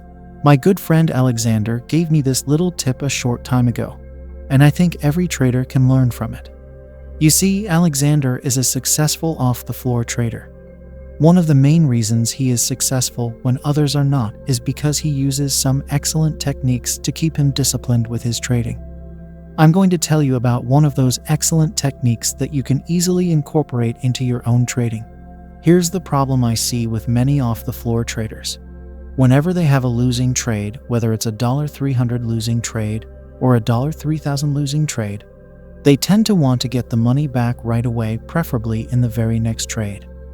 But what this does is put you in a very poor frame of mind. Think about it for a second. Whenever we lose something, especially money, we want it back immediately. On a subconscious level, we are almost desperate to get the money back as soon as possible. As I'm sure you realize, this kind of thinking will usually prevent you from being successful on your next trade. And then if you end up making a poor decision on your next trade, you'll have 2 losing trades in a row, and the cycle will most likely continue until you can get yourself in the right frame of mind. That is why I'm going to suggest you try something new. I think it may help you a lot. After your next losing trade, here's what you should do. Paper trade. That's right, have your next trade be a paper trade. Do the trade as you normally would. The next opportunity that comes up, don't really do the trade, just do it on paper. But you must make it as real as possible. Write it down like you would a normal trade. Even pick up the phone and pretend to put the order in with your broker. Then follow the trade as you normally would. Remember to put your stop order in and hypothetically trail your stop order if the market does move in your direction. If you're going to do this, it's important that you take it seriously. If you're just going to look at the market and say, I would have done this or that, you're just wasting your time. If you're going to do this, it's important that you take it seriously. If you're just going to look at the market and say, I would have done this or that, you're just wasting your time. It must be real, whether it takes 5 minutes and then you get out of the paper trade, or it takes 2 hours as you continue to trail your hypothetical stop as the market moves in your direction. You must take it seriously for it to help you. This will do 2 positive things for your trading. 1, it will help your discipline as you learn you don't need to get back that losing trade immediately to be successful. 2, more importantly, this will give your subconscious some time to let go of the losing trade. And other importantly, this will give your subconscious some time to let go of the losing trade. And other emotional pain goes away, and then it's easier to find successful trades. So doing this paper trade will give you some time to forget about the losing trade. And again, If you give yourself some time, you won't be as anxious to chase the market and have 2 bad trades in a row. It works. Give it a try. Chapter 13. Self-improvement. If you want to develop into a successful trader, you will need to engage in some self-improvement. If you don't already, you need to realize the market is always right, and you can take money out of the market as long as you don't impose a rigid mental structure on its behavior. In other words, don't get locked in an opinion and refuse to admit that you could be wrong about the market direction. Every successful trader realizes that he could just as easily be wrong as being right. You need to let go of the fear of being wrong so that you can watch and observe the market from an objective, clear viewpoint. If you can't let go of that fear, it will cause you to make mistakes and poor trading decisions. This is because if you concentrate on your fear, it will cause your subconscious to act out that fear and give you the losses you're trying to avoid. It will happen this way every time. That is just the way our subconscious mind works. What you think about is what you get. We will talk much more about this in Section 3. To improve as a trader, you will also need to set some defined trading rules to guide your trading behavior. You must learn how to adhere to these rules, no matter how tempting it will be to break them. And trust me, it will be tempting to break them often. The fear of missing out will cause you to want to break your rules, especially in the beginning. But you must avoid breaking your rules no matter how tempting. Your rules are what will keep you acting in your own best interest. Certainly, breaking your rules will not be acting in your best interest. The most important thing about self-improvement is to learn to be objective and avoid indulging in illusions. On the other hand, if you refuse to acknowledge your mistakes by blaming the market or some other factor, then you obviously are indulging in illusions. If that's the case, improving yourself will be very difficult, if not impossible. To improve yourself, you must be honest with yourself. Only you are responsible for your results. Blaming the market, the broker, the floor traders, whatever, is just going to delay your self-improvement. The less illusions we believe in, the clearer we can see what is really going on in the market and inside ourselves. The clearer things are, the more we will learn and grow. It will then be much easier to make good market decisions regardless of the circumstances, as you get in the habit of acting in your own best interest. And just like bad habits, good habits can become just as strong and powerful. But it takes time and effort. Nobody likes to admit their mistakes. But this is exactly what we need to do to improve ourselves. If we don't confront our mistakes, we will simply keep repeating them as they become a stronger and stronger habit.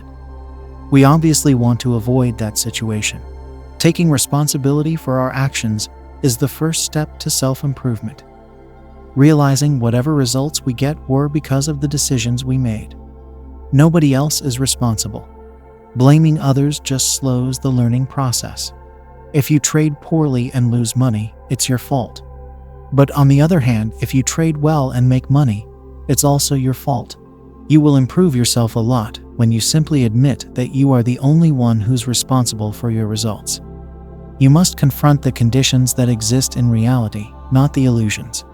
Identify what you need to learn or change to be more effective, and then get on the daily task of improving yourself. It's not as hard as you think, and learning to improve yourself is always acting in your own best interest. Section Roman 2. Skills you don't need. Chapter 14. The worst mistake you can make. I've lost count on how many traders I've seen this happen to. To be honest, it's probably happened to almost every trader out there at some time or another. Unfortunately, for many it could be the beginning of the end. As we all know, to be successful at trading, we need to come up with a certain set of rules we will follow each and every day.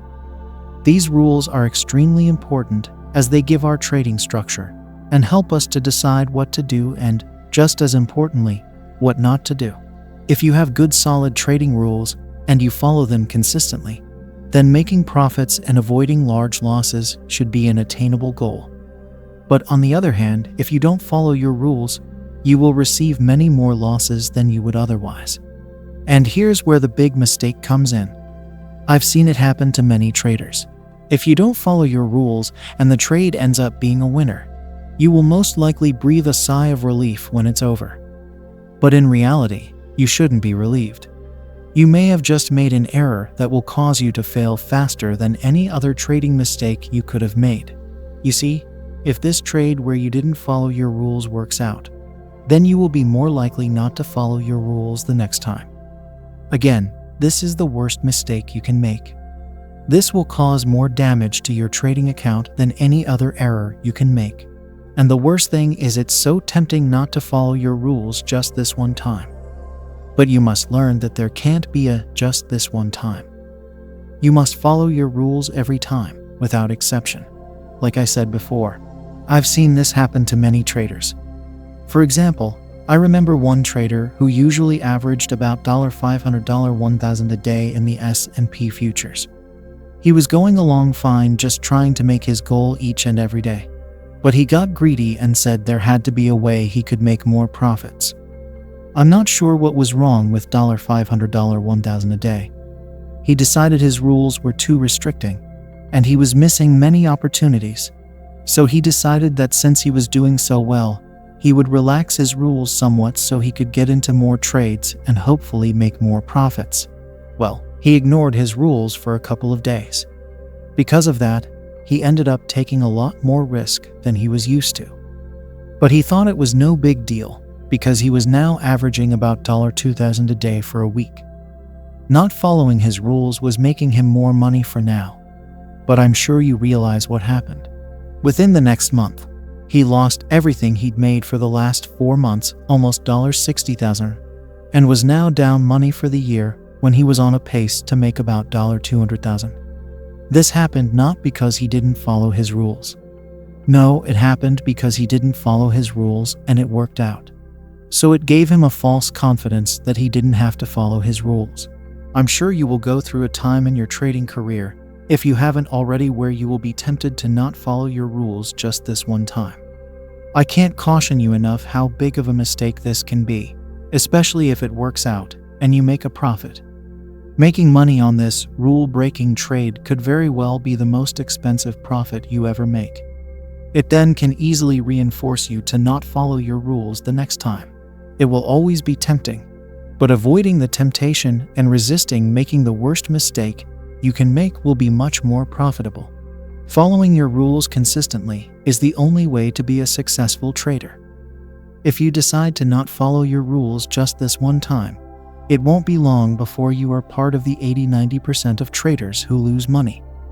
Don't let yourself become a statistic. Always follow your rules. Don't let there be a just this one time. Chapter 15. Revenge Trading. Revenge trading comes from one thing, and one thing only: blaming the market for your loss. But let's think about this realistically. Who is to blame when you have a loss? Actually, I think blame is the wrong word. The question should be, who is responsible when you have a loss? Of course, the correct answer is you. The market didn't cause you to have a loss. So getting mad at the market and trying to seek revenge really doesn't make a whole lot of sense. And if you are responsible for your actions, then when you seek revenge for the loss you received, you are actually trying to get revenge against yourself. And that definitely doesn't make any sense. Why would you want to seek revenge against yourself? But that is exactly what you are doing when you get mad at the market and try to get your losses back in almost a vengeful way. If you are frustrated and angry, you are just going to make trading mistakes that will most likely even cost you more money. Many people are confused at why revenge even comes into play during trading. But it's really very simple. Think about gambling, for example. You can only lose what you decide to bet. When you bet the money, it's easy to take responsibility for your losses because most likely you had to actually physically place the bet on the table, and you can only lose what you decided to risk. But obviously in trading, it's much different. If you don't or can't get out of a losing trade, you can lose much more than what you originally planned to lose. Even with stop orders in the futures markets, there can be slippage involved that will cause you to lose more than what you planned. Then it's easy to blame the market for those losses. The markets took your money. This is definitely where the revenge factor comes into play. Let's look at an example. Let's say you lose 300 points in the last trade. Will 100 points profit be enough in the next trade? The market may be clearly telling an objective observer that's all there is in this trade, 100 points. But to the person who just lost 300 points, especially if they intended to risk less than 300 points, many times 100 points won't be enough because you're not getting back everything you lost. You will need a lot closer to 300 points to feel right again. But let's think about this realistically. Does one trade really have anything to do with the other? The market doesn't know or care how much you made or lost in the previous trade. It has no bearing whatsoever on your next trade or your next 50 trades. That is one thing you always need to keep in mind at all times. One trade has nothing to do with the next trade. They are not related in any way. So attempting to get back in one trade what you lost in the last trade doesn't make any sense. You can only profit from what is available in the current trade. And again, it has nothing to do with the trade you were just in. When you feel compelled to get back what you just lost, you try and take on the market, almost as if to challenge it to a fight. That is certainly the wrong attitude. You want to flow with the market, not fight it. You can't fight it, because you can't win that way. You can't change what the market will do. You can only change yourself. Mark Douglas states it very clearly. The market can't take anything away from you that you don't allow. If you lost money or lost more than you intended to risk, you gave your money to other traders. Ultimately, however, revenge creates an adversary relationship with yourself. If you're the one who gives your money to the market, you are also the one who gives yourself money out of the market. If you are angry with yourself for letting the last trade get so out of hand, whatever the market is offering you now in terms of an opportunity won't be enough. From a psychological perspective, you won't take the opportunity for a profit or otherwise because you haven't accepted the last trade as being all right. In effect, you will be denying yourself the current or next opportunity to punish yourself for the past mistake. In reality, you can't get back at the market, and a belief in revenge only allows you to get back at yourself.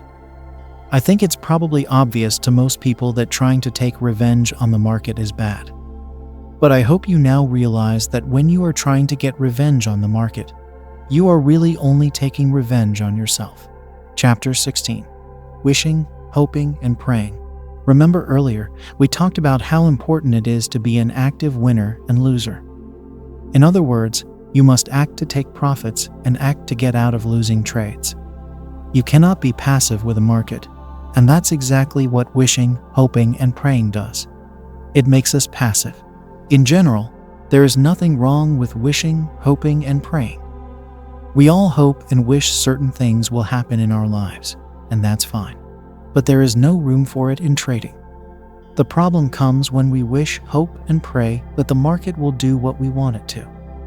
This puts us in a passive relationship with the market. Thus, we don't become an active winner and loser.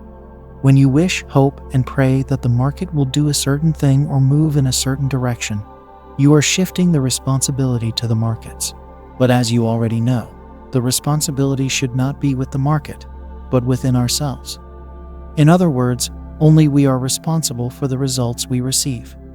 Hoping, wishing, and praying that the market will do what we want is very harmful. Many times it paralyzes us and prevents us from doing what's in our best interest. This happens because what the market is doing doesn't agree with what we want it to do. And many times our wishing, hoping, and praying causes us to be locked into our opinion of the market. The one thing you must remember is that our opinion isn't necessarily right about the market. To make it even more difficult, our opinion could be right, but we just might be too early. But that's okay. You don't have to be right all the time to be successful. You just can't get so locked into an opinion that you are wishing and hoping the market moves a certain direction. The market will only move in whatever direction the buy and sell orders cause it to move. Unfortunately, your wishing and hoping will have no bearing on which direction the market moves. If you find yourself wishing, hoping, and praying the market will do something, this is an excellent indication that you do not have a good grasp of the current situation, and it's definitely time to exit the position and reevaluate. It's very easy to get in the habit of wishing, hoping, and praying, especially for newer traders. But as you can see, it's a big mistake. Obviously, you'll want to avoid it at all costs because it will never be acting in your own best interest, and it will always be difficult to succeed in that passive relationship. The one thing that makes all of this a little confusing is that intuition, that little voice in your head that tells you what to do, feels very much like wishing, hoping, and praying. In The Disciplined Trader, Mark Douglas explains it very clearly. However, there is another less obvious problem with avoidance, especially with respect to wishing and hoping. A true intuitive impulse, a deeper level of knowledge and wisdom that will indicate the next most appropriate step to take that will always be in our best interest, feels very much like wishing and hoping. In other words, it is very difficult to distinguish between the two, making it very easy to mix them up, which is one of the reasons why we find it so difficult to trust our intuition.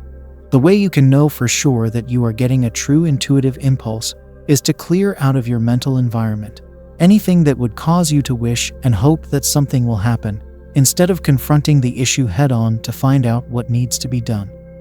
You can wish and hope that the market will come back, or you can cut your loss and make yourself ready to take the next opportunity. Requires that you change anything in your mental environment that would cause you to avoid confrontation and consequently wish and hope.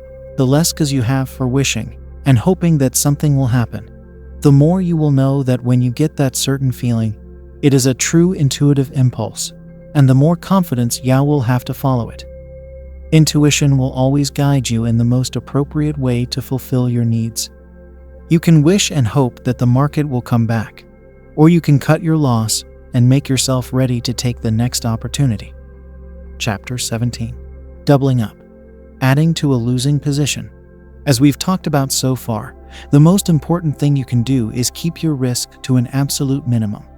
I can't say it enough. Minimizing your risk is 100 times more important than finding winning trades. And finding winning trades is important too. So I hope this shows you how important it is to limit the risk. Then there is the habit that some traders get into that can be very detrimental to your trading. There is nothing that can add more risk to your trading than adding to a losing position. But nevertheless, traders do it every single day. The main reason this happens is the same reason most other trading problems come up. Most traders do not want to admit they're wrong. By adding to their losing position, they give themselves another chance to not be wrong. But if the key to successful trading is keeping the risk to an absolute minimum, then how can adding to a losing position help a trader? The answer is it can't. This is very similar to what we talked about in Chapter 14, the worst mistake you can make. The real problem is when doubling up, adding to a losing position works out, and you end up taking a profit on a trade like this. This validates a very dangerous situation and could possibly tell you it's okay to do it again next time. But the next time could be the time it takes a big chunk out of your account. The only reason to get into a trade is if you see an opportunity and you feel the market has a good chance of moving in your direction. But the reason people usually add on to their losing positions is not because they see another opportunity, but because they don't want their first opinion to be wrong.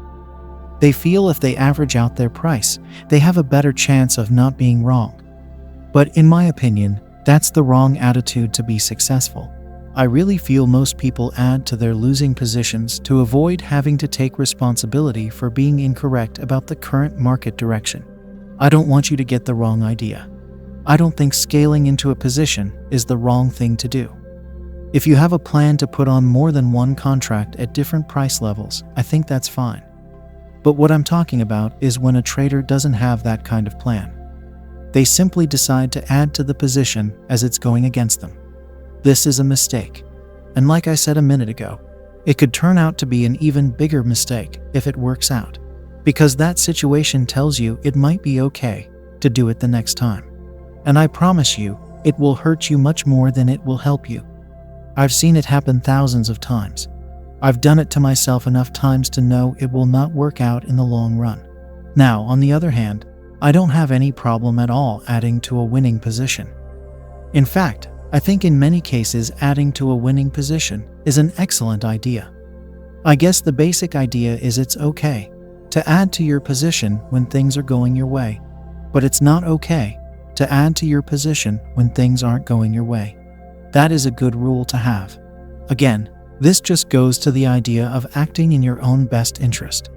And if adding to a losing position is a way to avoid admitting that we were wrong about market direction, then it would just go to show you that doing it without a plan is simply not acting in your own best interest. This is because if we want to act in our own best interest, we must be willing to admit that we are wrong, instead of avoiding it and making things worse. Chapter 18. Greed. It's so easy to be greedy in this business.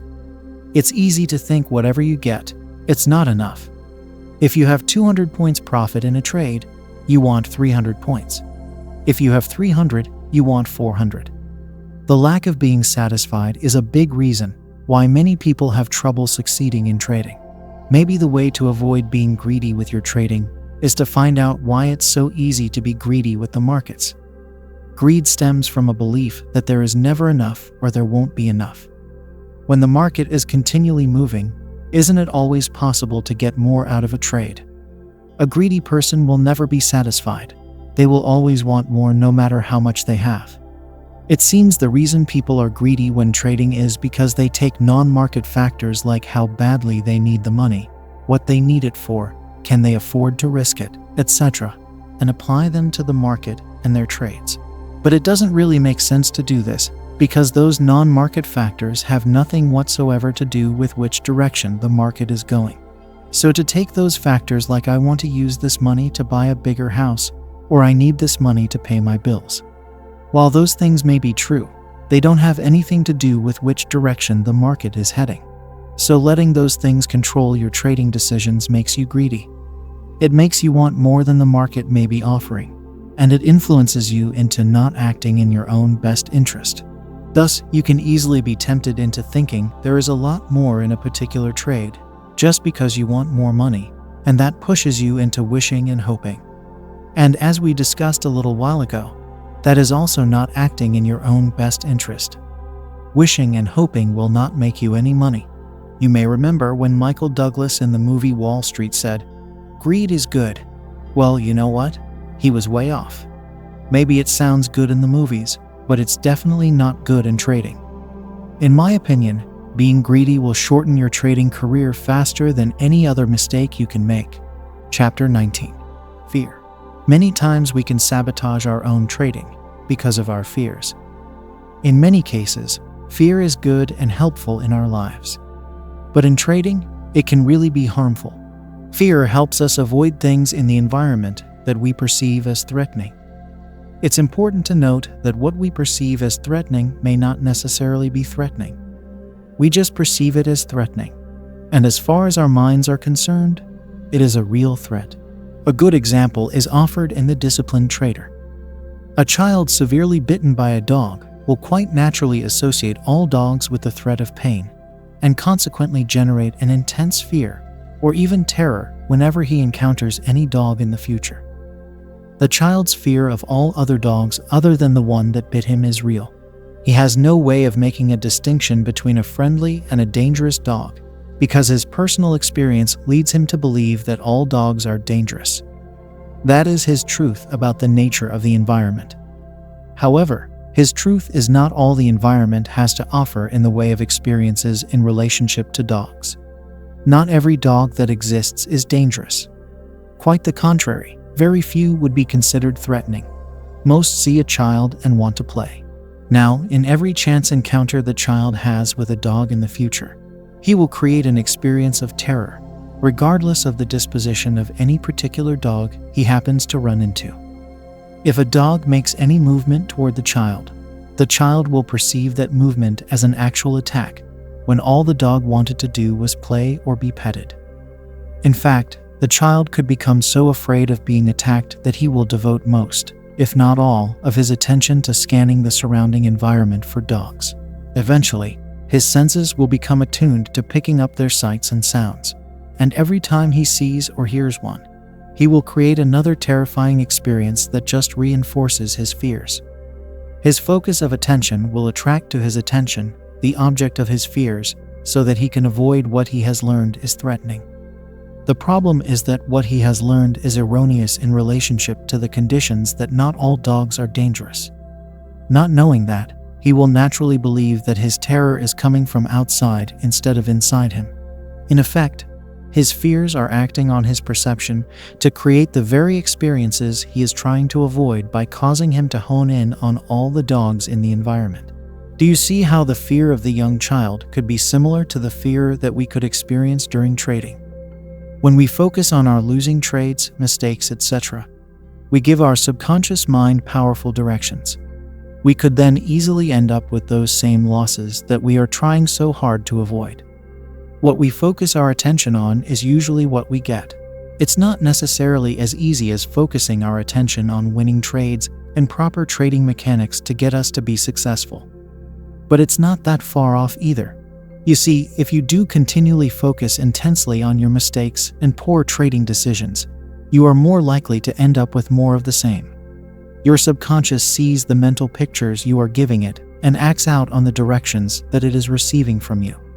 That is how the subconscious works. It takes the mental pictures that you give it, like worrying about getting bit by a dog, or worrying about trading mistakes you've made in the past, and does its very best to act out these directions on your behalf. As you'll learn in Section 3, your subconscious does not care if you are giving it directions that are not in your best interest. It simply attempts to follow the information it is given regardless of whether or not it is really helpful or not. Just like in the dog biting example, the child sent directions to his subconscious that all dogs are threatening to him.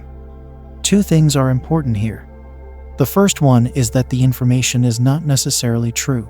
Obviously, not all dogs are threatening. In fact, most are fun to play with and would be very enjoyable for the child. And the second important thing is that this information is not helpful to the child. Obviously, the child would be happier if he were able to have a friendly relationship with most dogs than to be afraid. But nevertheless, as far as the child is concerned, the information that all dogs are threatening is very real and true. There are still other ways our fears cause us problems in our trading. Remember, our fears act as a warning mechanism to help us avoid what we believe to be threatening. One way many people do this is to avoid information that would be threatening or against our current opinion. Instead of clearly seeing all the different pieces of information that would help us make good trading decisions, we do just the opposite. We ignore important pieces of information that would be threatening to us. When trading, this can be very, very dangerous, and it will never help us act in our own best interest. When we trade with fear, we can easily block things out. For instance, if we are in a trade and the market is offering us information that would indicate we are right or information that would indicate we are wrong, what information do you think we will focus on? We obviously put a lot of weight in the information that will make us right and many times ignore the information that is telling us of other possibilities. This kind of thinking can be very dangerous for any trader, because after a while, the threatening information can become so overwhelming that you can simply ignore it any longer. The only way to relieve the stress and anxiety will be get out of the trade. A winning trade will be handled in the opposite way by a fearful trader. His fear of losing will cause him to focus on what the market can take away from him in his current winning trade. Remember, in a losing trade, the fearful trader will focus on only the information that supports his current position and ignore other factors that may not agree with his opinion. But in a winning trade, the fearful trader will do the opposite. He will ignore any information that states the market has potential to continue in a profitable direction. He will be so focused on information that will confirm his fears of the market taking the profits away, that he will exit the trade early regardless of the profit potential left in the trade. And it gets even worse if the market does go his way after he exits the trade. He finds it very easy to agonize over why he couldn't stay in the trade a little longer. He certainly doesn't realize that it was his fear of losing that caused him to get out of the trade and leave that money on the table. These are the main reasons why most traders cut their profits short and let their losses run. In a winning trade, a fearful trader will focus his attention on information that the market is going to take his profits away. And in a losing trade, A fearful trader will focus his attention on anything other than what would indicate this trade is a loser. Obviously, this fear will sabotage your trading because it causes you not to act in your own best interest. To prevent it, we must learn to trade without fear. To trade without fear, we need to completely trust ourselves to know we will always act in our own best interest. So to be successful, you need to focus on different things than the majority of traders do. Letting your losses run and cutting your profits is what most people do. You need to do the opposite, and to do it you need to change your thinking. In Section 3, we will learn to do just that. Section Roman 3. How to improve yourself. Chapter 20. What is psycho-cybernetics, and how can it help your trading and your life? Introduction from Zero Resistance. Living by the Psycho-Cybernetics Foundation, Inc. A science can be defined as a tested, proven system of knowledge that can be used to produce predictable, accurate results. The science of navigation allows us to calculate exactly where we are anywhere on Earth or in space, and to accurately predict where our destination is and when we will arrive at it. The science of chemistry makes possible new compounds and products that enhance our health, nutrition, safety, every area of our lives.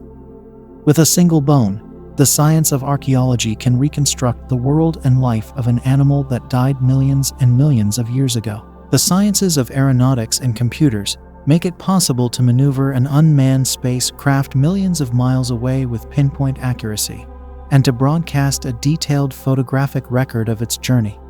So a science can be thought of as a system of information so dependable and true that it can be used to make life better.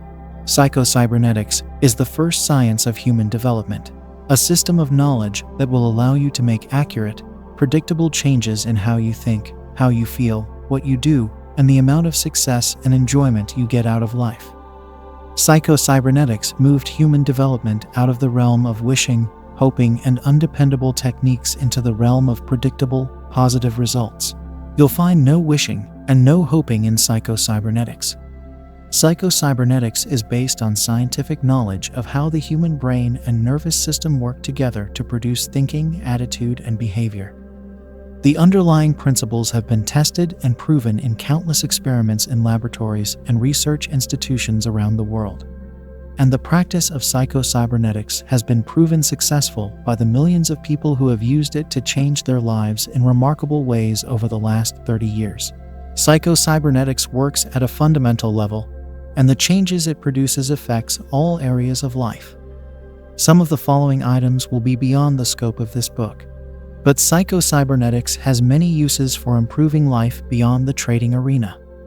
The more you learn how to master psycho-cybernetics, the more you can expect to 1. Build a strong, positive self-image that expresses the real you, the best you. 2. Set clear goals and achieve them predictably. 3. Stop seeing your mistakes as failures and actually learn to use your mistakes as valuable feedback that guides you to your goals. 4. Be more productive and successful financially and in your career. 5. Forgive others and yourself and wash away resentment that take the joy out of living. 6. Learn how to relax and stay relaxed. 7. Learn how to deal with anger, even how to use it creatively. 8. Learn how to think more clearly. 9. Feel good about your life and yourself all the time. 10. Learn how to improve your relationships with everyone in your life, your family, your friends, co-workers, and especially yourself. 11. Feel a sense of overall satisfaction, fulfillment, and peace as you are bringing out the best of yourself each day. Psycho-cybernetics will not produce these changes overnight. It takes time to learn the new ways of thinking and acting so that they become automatic in your life. But you'll begin to experience positive results almost immediately. Psycho-cybernetics is easy. You'll see that the techniques do not involve willpower or difficult effort. The exercises and methods of psycho-cybernetics utilize your creative imagination in a relaxed, playful way. They're simple to learn and fun to do, and like any skill, the skill of becoming your best self grows easier with practice. The word cybernetics comes from a Greek word, which means helmsman, a person who steers a ship to port. The science of cybernetics studies automatic guidance systems like those that enable a guided missile to find its target, a computer to solve complex problems, or robots to do complicated sequences of tasks automatically. The science of cybernetics gives us a very effective way to look at the human brain and nervous system. Our subconscious mind is actually a goal-seeking servo mechanism, in other words, an automatic human guidance system. Psycho-cybernetics is the science of this human guidance system. This servo mechanism has access to everything we have ever seen or done, tasted, smelled, felt, and learned. It is all recorded in our brain. If you provide this servo mechanism with a goal, it will automatically produce the means to achieve the goal. So human beings are naturally cybernetic, or goal-seeking beings. It's the way we are created.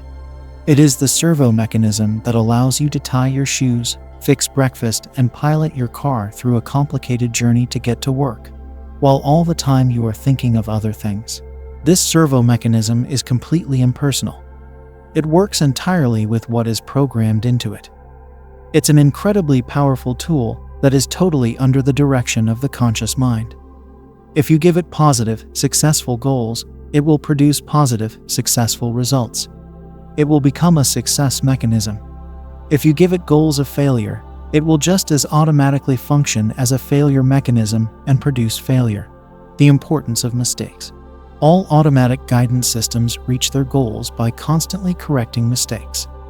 A guided missile on its way to its target has sensors that detect when it's off course.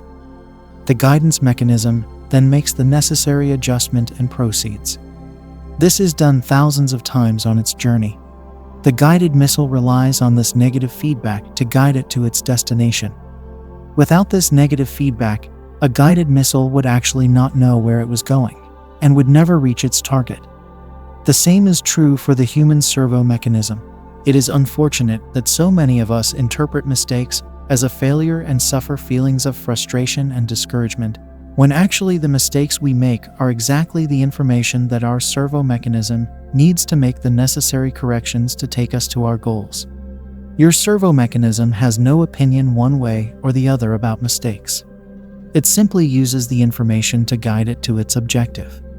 What we call mistakes are actually valuable lessons for success. An important part of psycho-cybernetics is learning to use mistakes creatively and to remove the negative feelings that mistakes cause. Self-image. The destination or goal of a guided missile is a set of coordinates programmed into its computer. The goals that program our creative servo mechanism are mental images, mental pictures, voices, and feelings which we create by the use of imagination. The most basic and important mental image that we use to program our servo mechanism is our self-image. Our self-image is our mental blueprint or mental picture of ourselves. We don't usually pay attention to it consciously, but it is there outside of our conscious awareness in great detail. This self-image is our concept of the kind of person I am. It is constructed of our beliefs about ourselves, beliefs that have been unconsciously formed from our past experiences, our triumphs and failures, our successes and disappointments, and also by our observations of the way other people reacted to us, especially early in childhood. From all this raw information, we construct a self, who we are, our self-image. Once an idea or a belief about ourselves becomes part of this self-image, we accept it as being true. We don't think to question it, so we act as if it were true. Our self-image determines our thinking, our feelings, our actions, even what we think our abilities are. It controls the amount of success, excitement, joy, and satisfaction we have. The kind of life we have, even the kind of world we appear to live in, are determined by our self-image. Self-image explains why positive thinking is so undependable. It explains why willpower is so ineffective and difficult to maintain. Because all the willpower and positive thinking in the world cannot produce change and success if they don't match our self-image. Our self-image is constantly programming our creative mechanism. If your self-image is that you are a failure, your servo mechanism will find a way to deliver that result to you. If your self-image is that you are a victim of circumstance, that will be reflected in your life. If, on the other hand, your self-image is that you are capable and successful, your creative mechanism will produce those results. The science of psycho-cybernetics teaches you to change and to create a self-image that is strong, caring, productive, and capable. A self-image that is realistic and reasonable and expresses your best self, your true self. Imagination, the tool of change. You built your current self-image from the vivid and detailed mental pictures and feelings you've experienced in connection with the events of your life, especially in childhood. And you'll use the same powerful tool, your creative imagination, to construct the kind of self-image that expresses the best of you. You will use your imagination to create images and feelings of success, satisfaction, accomplishment, and strength. And with these new positive images, you will reprogram your servo mechanism so that it begins to produce results in accordance with your new self-image. You'll learn to use your imagination in a relaxed, playful way, never straining, never trying too hard. This process will take time. You didn't construct your current self-image overnight. But soon the new programming will begin to take. You will feel yourself beginning to think, to feel, and to act in accordance with your new successful image of yourself. Eventually, this new self-image will become second nature, completely natural and spontaneous, and it will bring you success, satisfaction, enhanced relationships, and happiness quite automatically for the rest of your life. Chapter 21. Some background to get you started. I really feel for you to learn and really understand an idea or a set of ideas. It's important for you to know the background of where it comes from.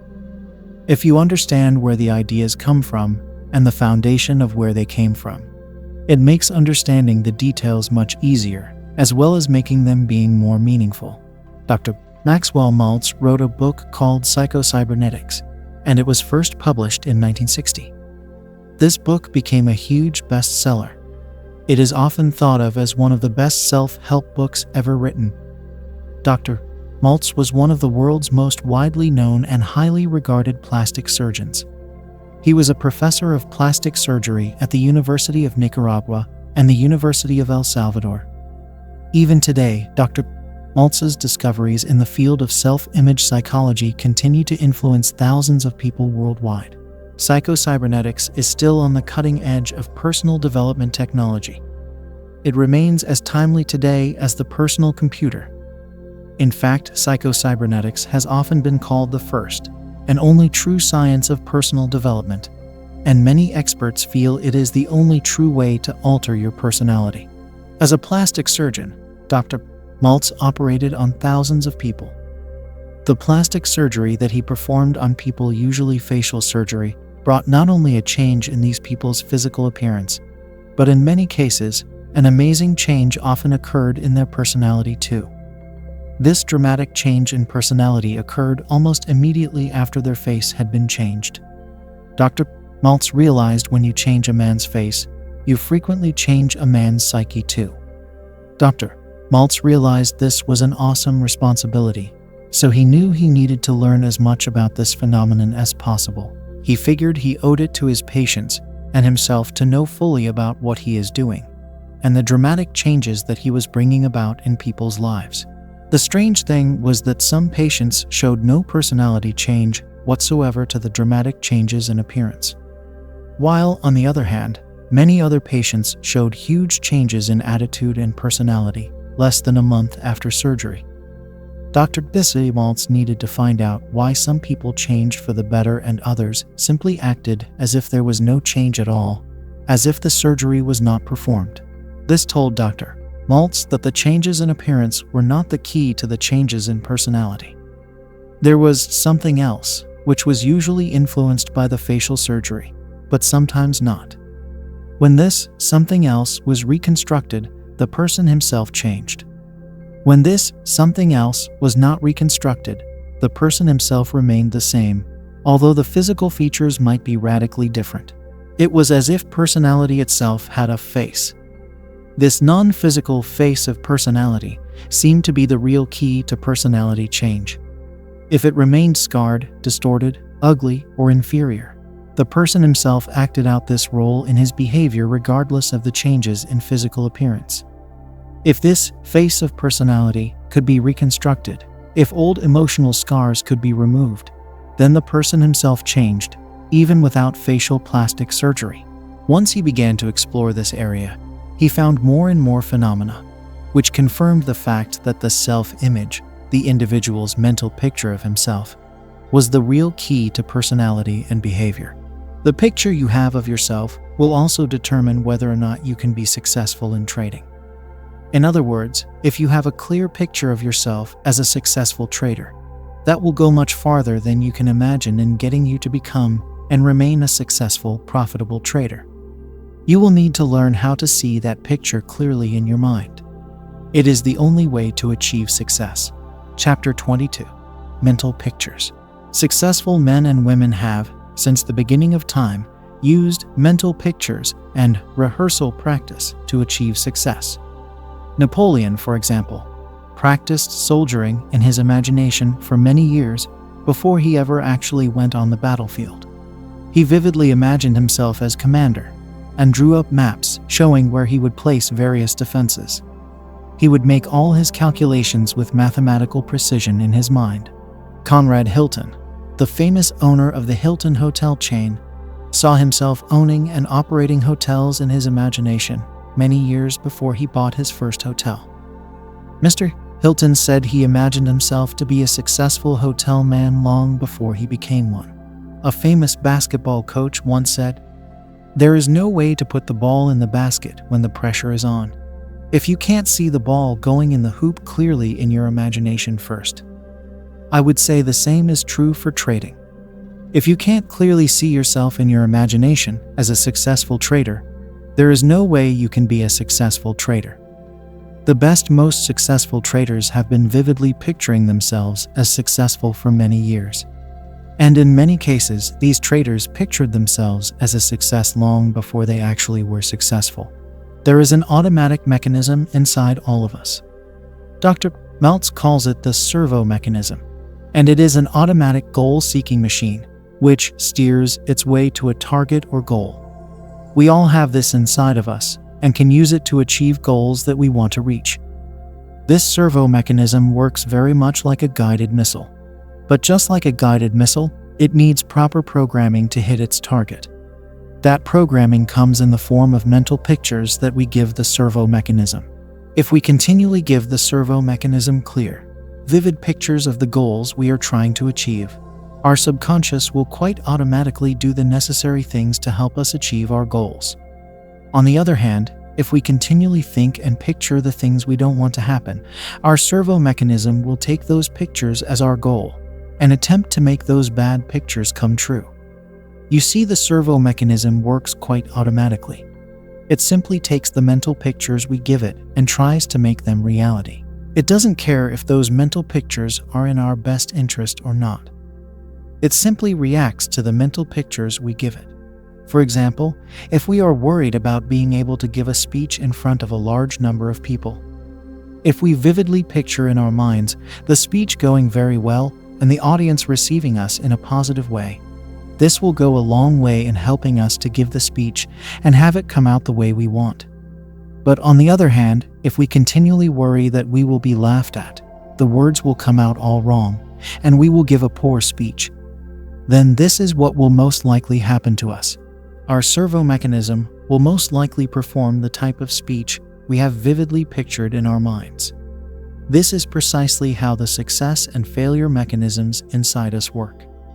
We will talk about the success and failure mechanisms a little more in a few minutes, but the goal or picture in your mind must be within your capabilities.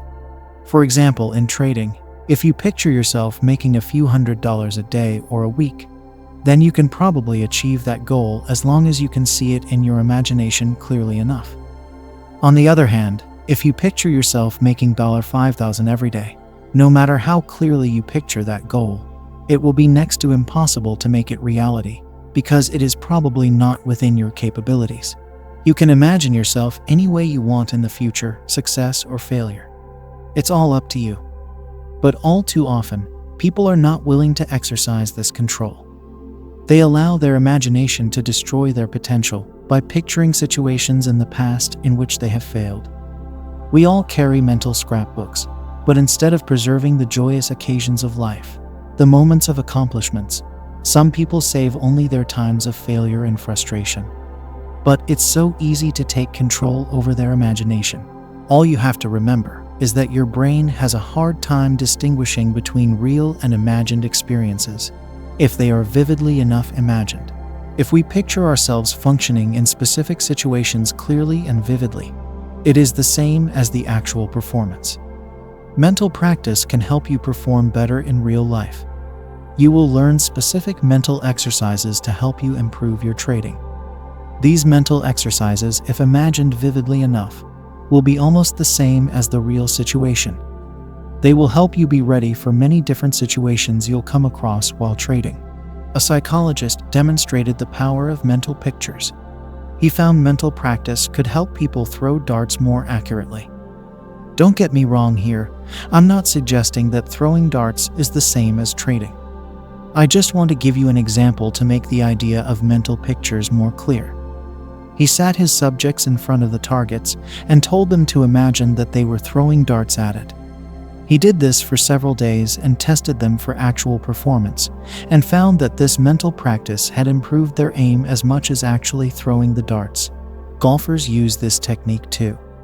When you next watch golf on television, note how the pro rehearses his shot, imagining what is going to happen before he physically hits the ball.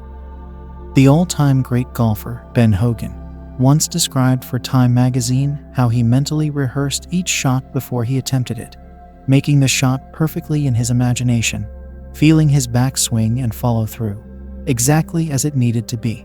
Another example would be shadow boxing.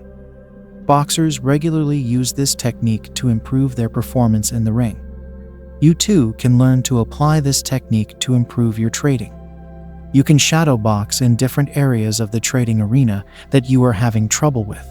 You may be asking yourself whether it is actually true that you can exert real control over your behavior and even outside events using your imagination. Well, it's certainly not quite as easy as, okay, I'll imagine my way to success. Like becoming good at anything, there are steps you'll have to learn and regularly practice. The picture you have of yourself will also determine whether or not you can be successful in trading. In other words, if you have a clear picture of yourself as a successful trader, that will go much farther than you can imagine in getting you to become and remain a successful, profitable trader. You will need to learn how to see that picture clearly in your mind. It is the only way to achieve success. Chapter 23. The Success Mechanism and the Failure Mechanism. We've previously discussed the servo mechanism, the goal-seeking mechanism that is inside of all us. We know the servo mechanism works like an electronic computer to help us reach our goals. But the servo mechanism can either be a success mechanism or a failure mechanism.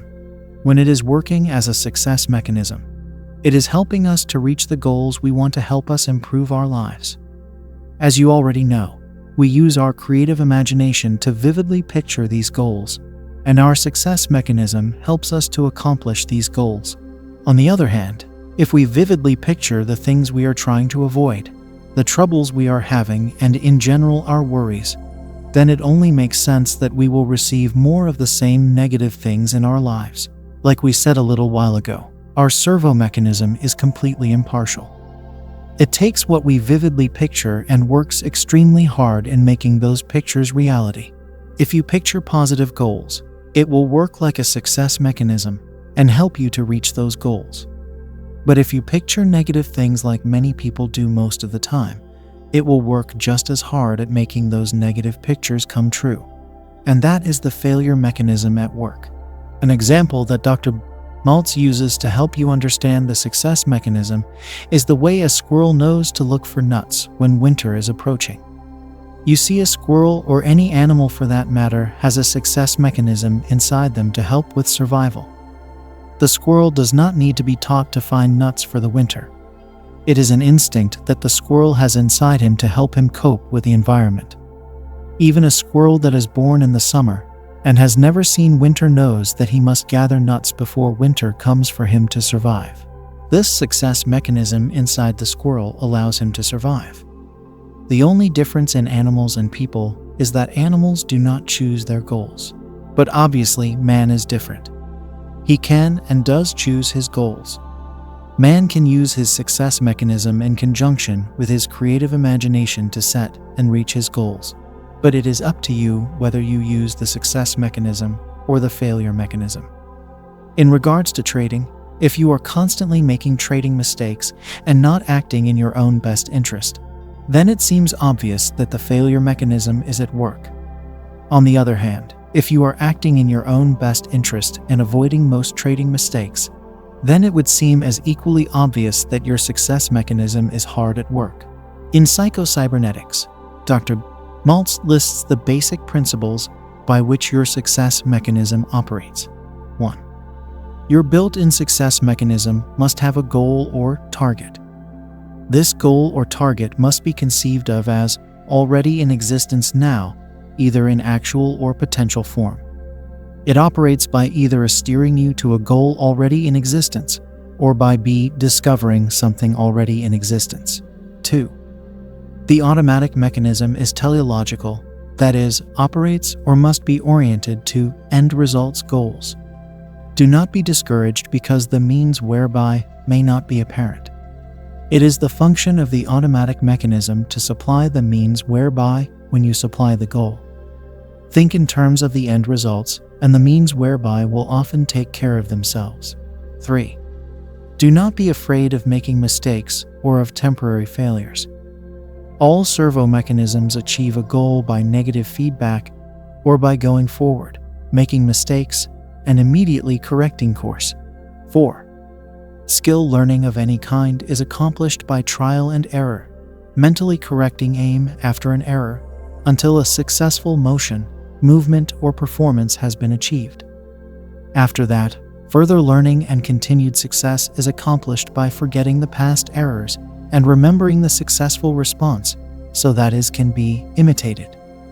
You must learn to trust your creative mechanism to do its work and not jam it by becoming too concerned or too anxious as to where it will work or not, or by attempting to force it by too much conscious effort. You must let it work rather than make it work. This trust is necessary because your creative mechanism operates below the level of consciousness, and you cannot know what is going on beneath the surface.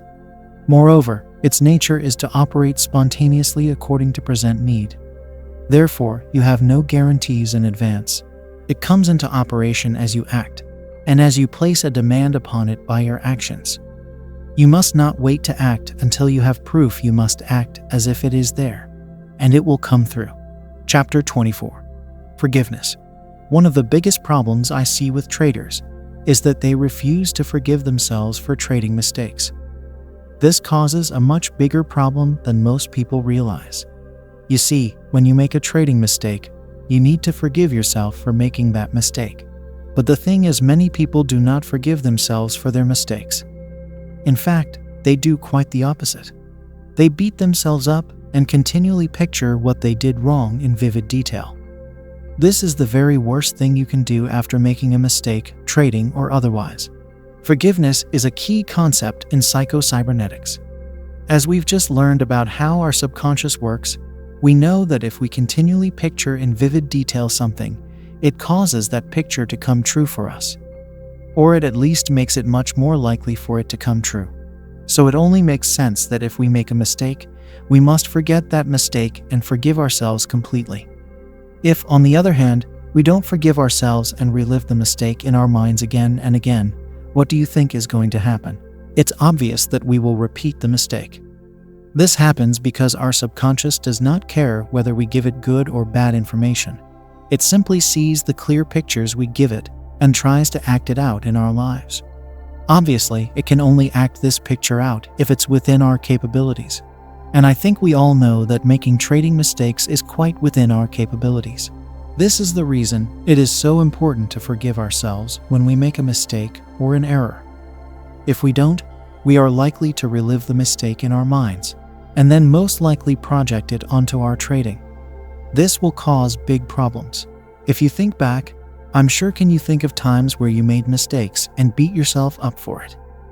Not forgiving yourself, no matter what the mistake, will bring out the worst emotions. Remorse, regret, self-doubt, and guilt all come with not forgiving ourselves for a past mistake. You've heard it all before. I'm sure you've been told to forget a past losing trade and move on to the next one. Emotions are used correctly and appropriately when it applies to something in the present time. Since we cannot live in the past, we can't appropriately react emotionally to the past. As Dr. Maltz says, the past can be simply written off, closed, forgotten, insofar as our emotional reactions are concerned. We do not need to take an emotional position one way or the other regarding detours that might have taken us off course in the past. The important thing is our present direction and our present goal. We need to recognize our own errors as mistakes. Otherwise, we could not correct our course, and steering or guidance would be impossible. But it is futile and fatal to hate or condemn ourselves for our mistakes. One of the biggest reasons people get into losing streaks while trading is because they confuse their losing trades with themselves.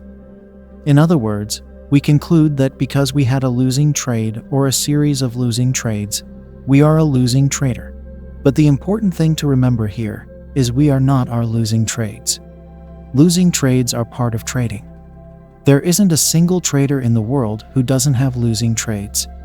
The only way to avoid them is not to trade in the first place.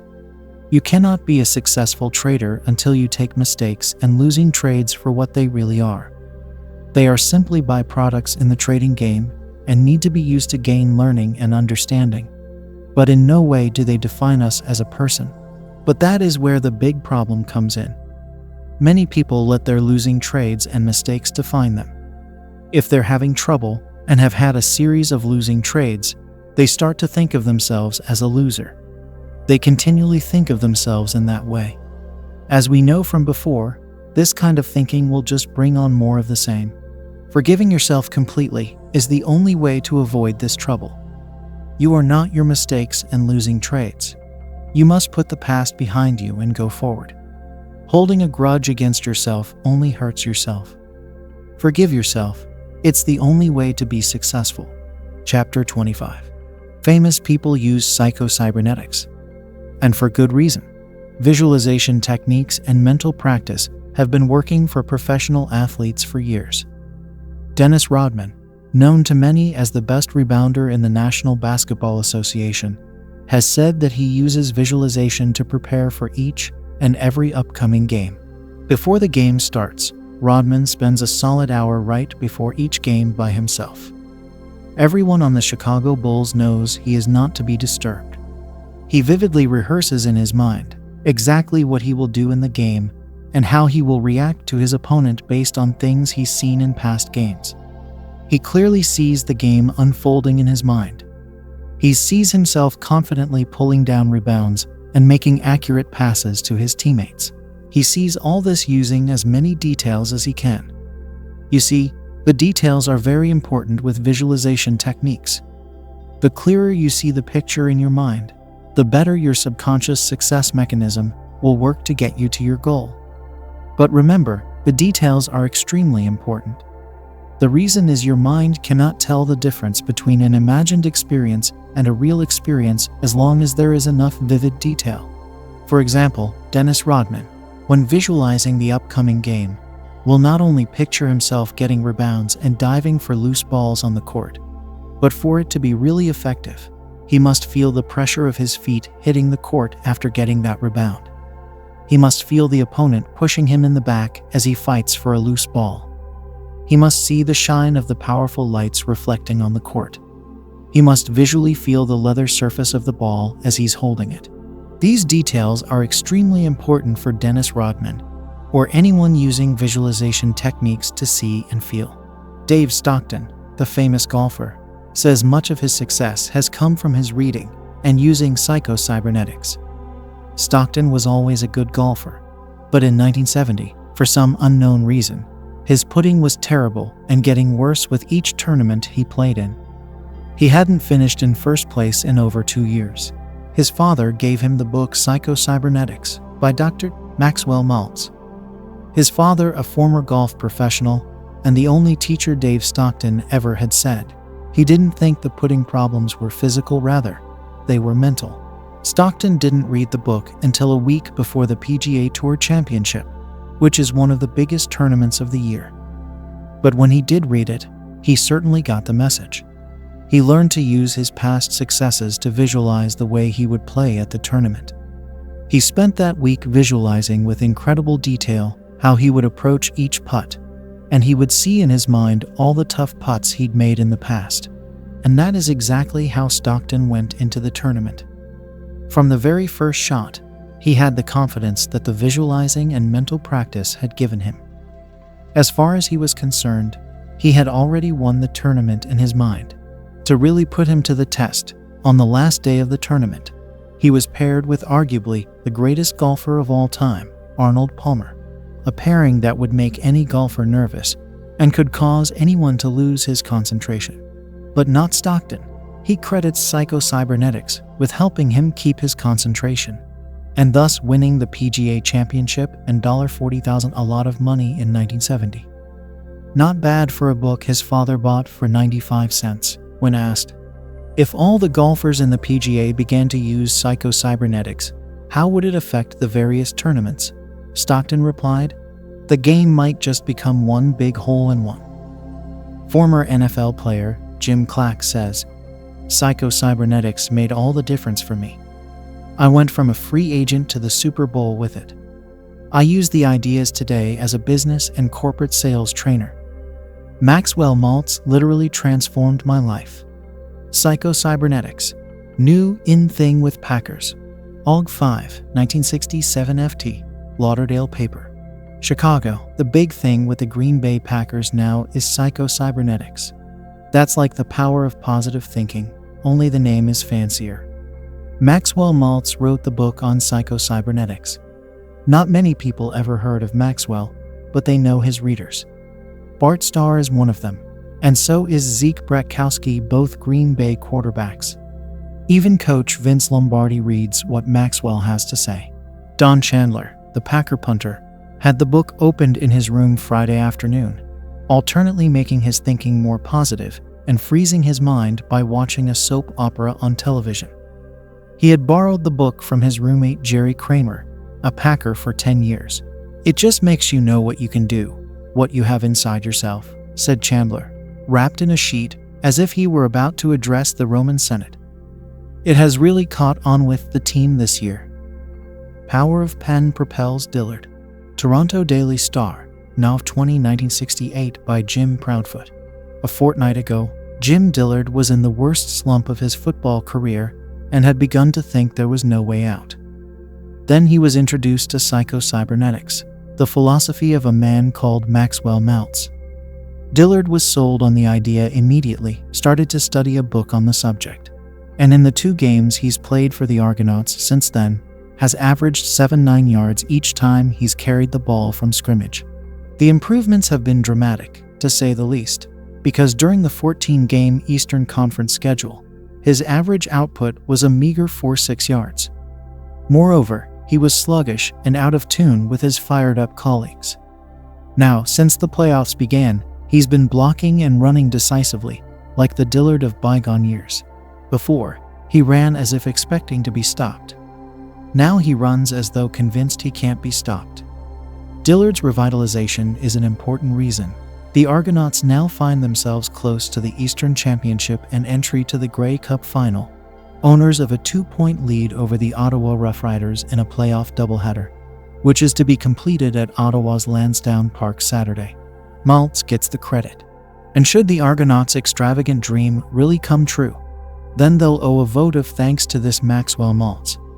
His book is responsible for the change in Dillard, who made 146 yards in the semi-final conquest of the Hamilton Tiger Cats, and another 100 last Sunday when the Argonauts got the jump on Ottawa. Consistent production by Dillard had been the missing ingredient in the Argonauts' offense all season, and the one thing they absolutely had to get in the playoffs. I got excited about psycho-cybernetics as soon as I read the first chapter, Dillard was saying yesterday. There are a lot of angles to it, but I think I can explain it in a simple way. It shows you how to emphasize your good points and stop fretting about your weaknesses. It gives you confidence in yourself and your abilities, and tells you the way to make the most of your assets and really find out what you're capable of. So much of all this depends on how you think, and that's what the book concentrates on. I guess you could call it the power of positive thinking. It's a way to hypnotize yourself, you might say. None of this is new to professional sports. Quarterback Bart Starr and several of the other Green Bay Packers were disciples of psycho-cybernetics last season when they were world champions of football. Terry Avanchin, Calgary Stampers' standout pass receiver, is a believer. Another is Bobby Rousseau, prolific right-winger with the Montreal Canadiens. Behind the scenes here is Ron Barbero, a Toronto insurance executive who helped organize and operate the Argonauts Playback Club. He has many salesmen learning to function the psycho-cybernetics way, and now is setting up classes to supplement what Maltz put in his book. I wasn't really worrying about myself, but I did recognize that I wasn't having a good season, Dillard said. A few days before the playoff game against Hamilton, Ron took me to lunch and gave me this book. He suggested I take a look at it and said there might be some ideas in it I could use. There's a connection. Well, I bought the thing right away. It's done a lot for me, showing me how to convince myself of what I'm capable of doing. I honestly believe there's a direct connection between psycho-cybernetics and the good games I've had the last 2 weekends. I could see it doing the same for people in any line of work, because what job is there where it isn't important to believe in yourself? I'll tell you the truth, I can't hardly wait for the classes to start.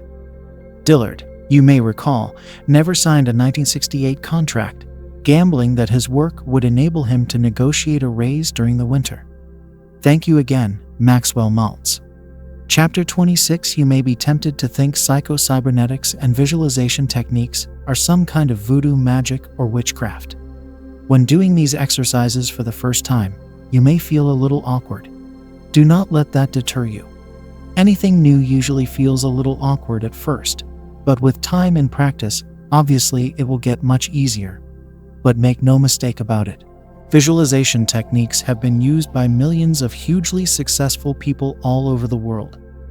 They've used techniques very much like ones you're going to learn about to achieve incredible success in their lives. The real key is they see themselves as successes long before they actually become successes. Another key is that they continue to see themselves as a success in their given field on a daily basis. They certainly don't just sit back and think success is theirs forever. They know they have to nurture it and continue to see themselves in their minds, as the success they want to be. I had a mentor when I first started at the exchange. He was probably one of the 10 best floor traders in Chicago. He would consistently make a 7-figure salary trading in the pit. But he had one practice that always intrigued me. He would lay on his couch for 30 minutes before the market opened each day and visualize his trades. He would see himself in his mind's eye buying and selling from the different traders on the floor. He would picture in his mind the bright colors of the other traders' jackets. He would see the quote boards as they displayed the ever-moving prices. He would get into winning trades and get out of them at a profit. He would get into losing trades and get out of them the second he thought they would not be profitable. All in his mind's eye, he would remember the past winning trades he'd had and feel the feelings that those trades produced. Every single day he would do this, and in my opinion, it had a lot to do with how successful he was. The mind's eye is a key term in using visualization techniques.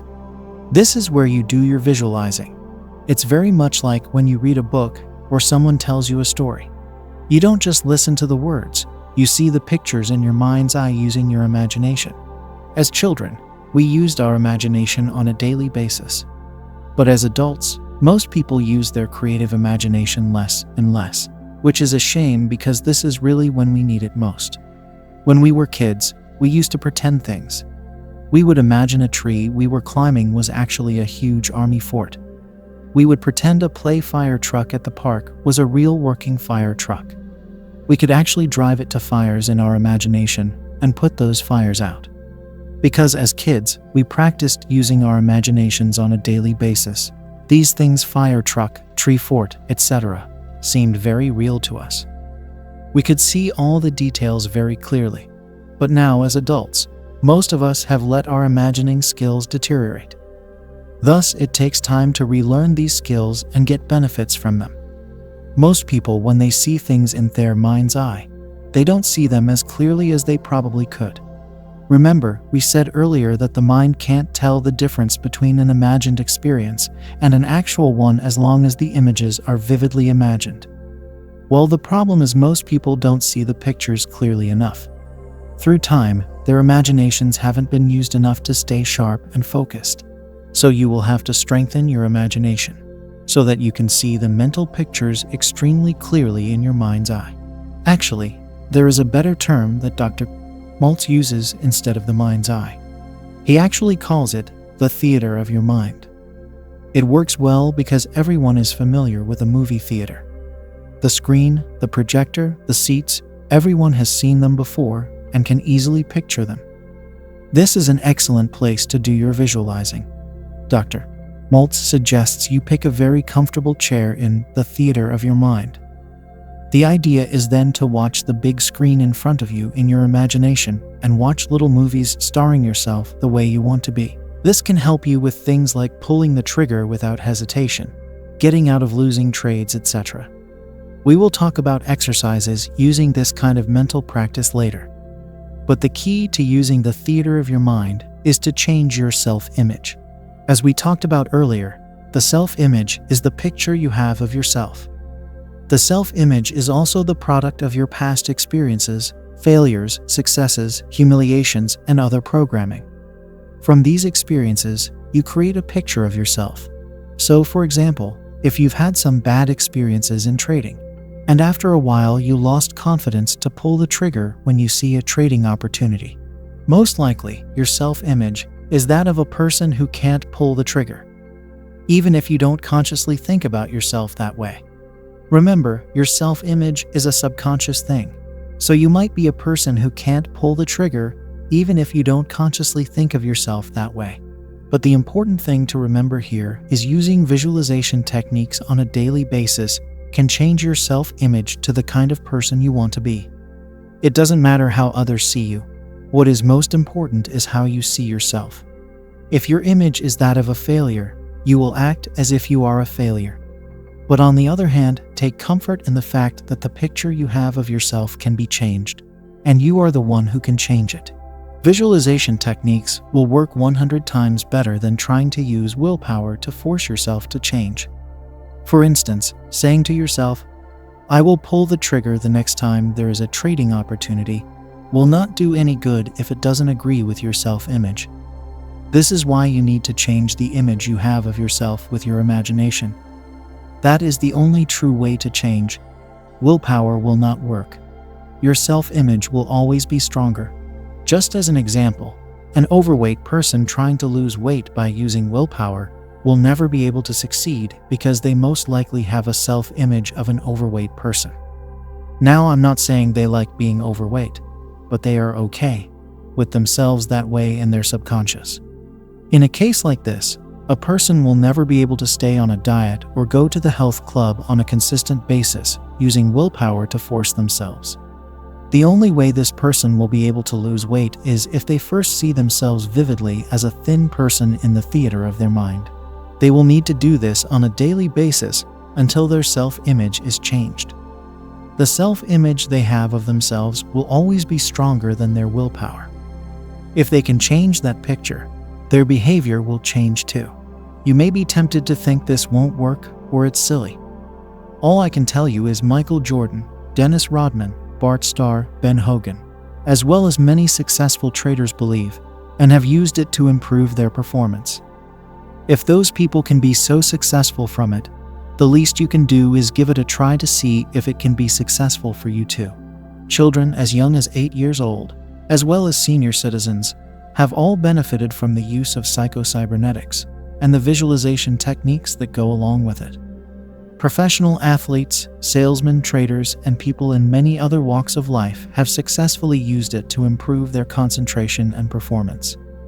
There is no reason to think you can't do the same thing. We have a choice of either using our success mechanism by seeing positive, helpful pictures or using our failure mechanism by seeing negative images of the past. The choice is up to us. If we start to trade with negative feelings, we will fail before we even start. On the other hand, if we start to trade with positive feelings, that will go a long way to us succeeding. Here are some rules to remember when using visualization techniques to improve your self-image. 1. You must be in a relaxed state when going into the theater of your mind.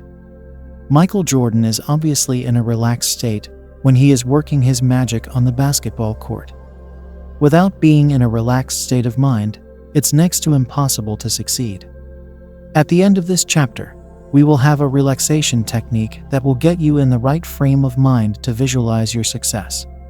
It also helps to be very comfortable, like being in your favorite chair without any distractions, no music, TV, etc. 2. You must pay close attention to the details of your mental pictures. Remember, in our mind subconscious, we cannot tell the difference between an imagined experience and a real one if the details are vividly portrayed.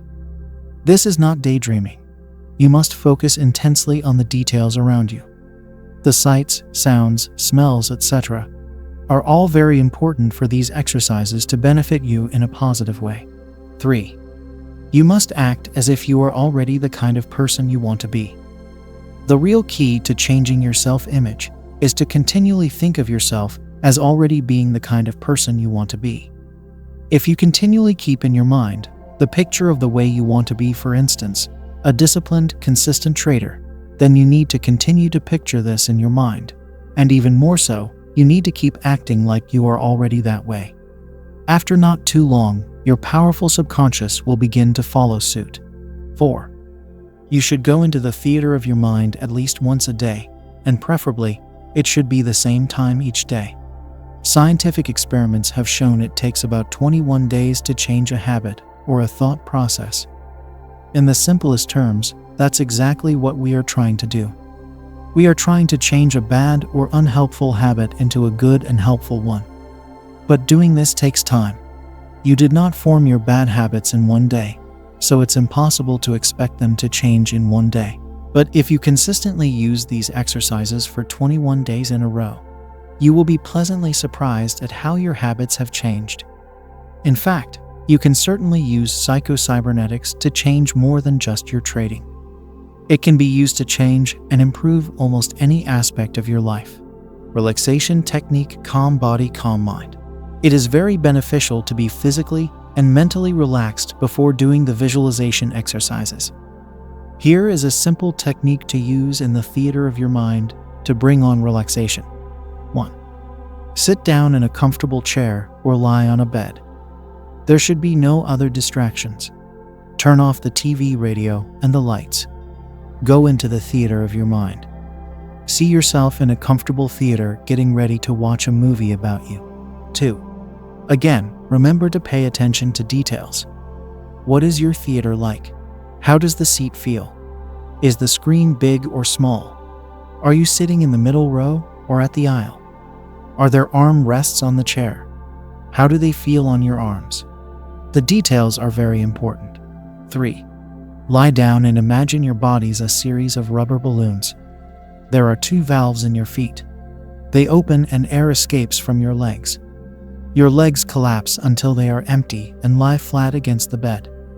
A valve now opens in your chest and your whole body begins to collapse limply against the bed.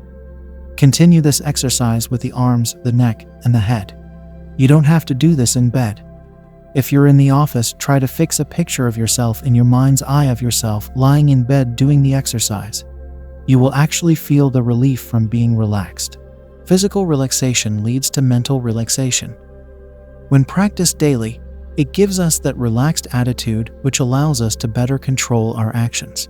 Each time you practice this technique, when your body and mind are feeling completely relaxed, be sure to say to yourself mentally, "Calm body, calm mind." This deepens the programming of your servo mechanism. As you practice this technique, you will find the time it takes you to become relaxed will be shorter and shorter. Eventually, you will be able to relax totally at any time and in any situation, simply by saying to yourself mentally, calm body, calm mind. Chapter 27. Goal Setting Exercise. I can't stress enough how important goal setting is to being successful in your trading. If you don't have daily, weekly, monthly, and yearly goals for your trading, it will be very difficult for you to visualize your success. This is because you will not have something specific to aim for. To be at our best, we always need a clear, measurable goal to strive for. Remember, man and woman are at their best when they have a clear goal securely in mind. This exercise will teach you how to visualize you reaching your set goal of making a certain amount of money each day.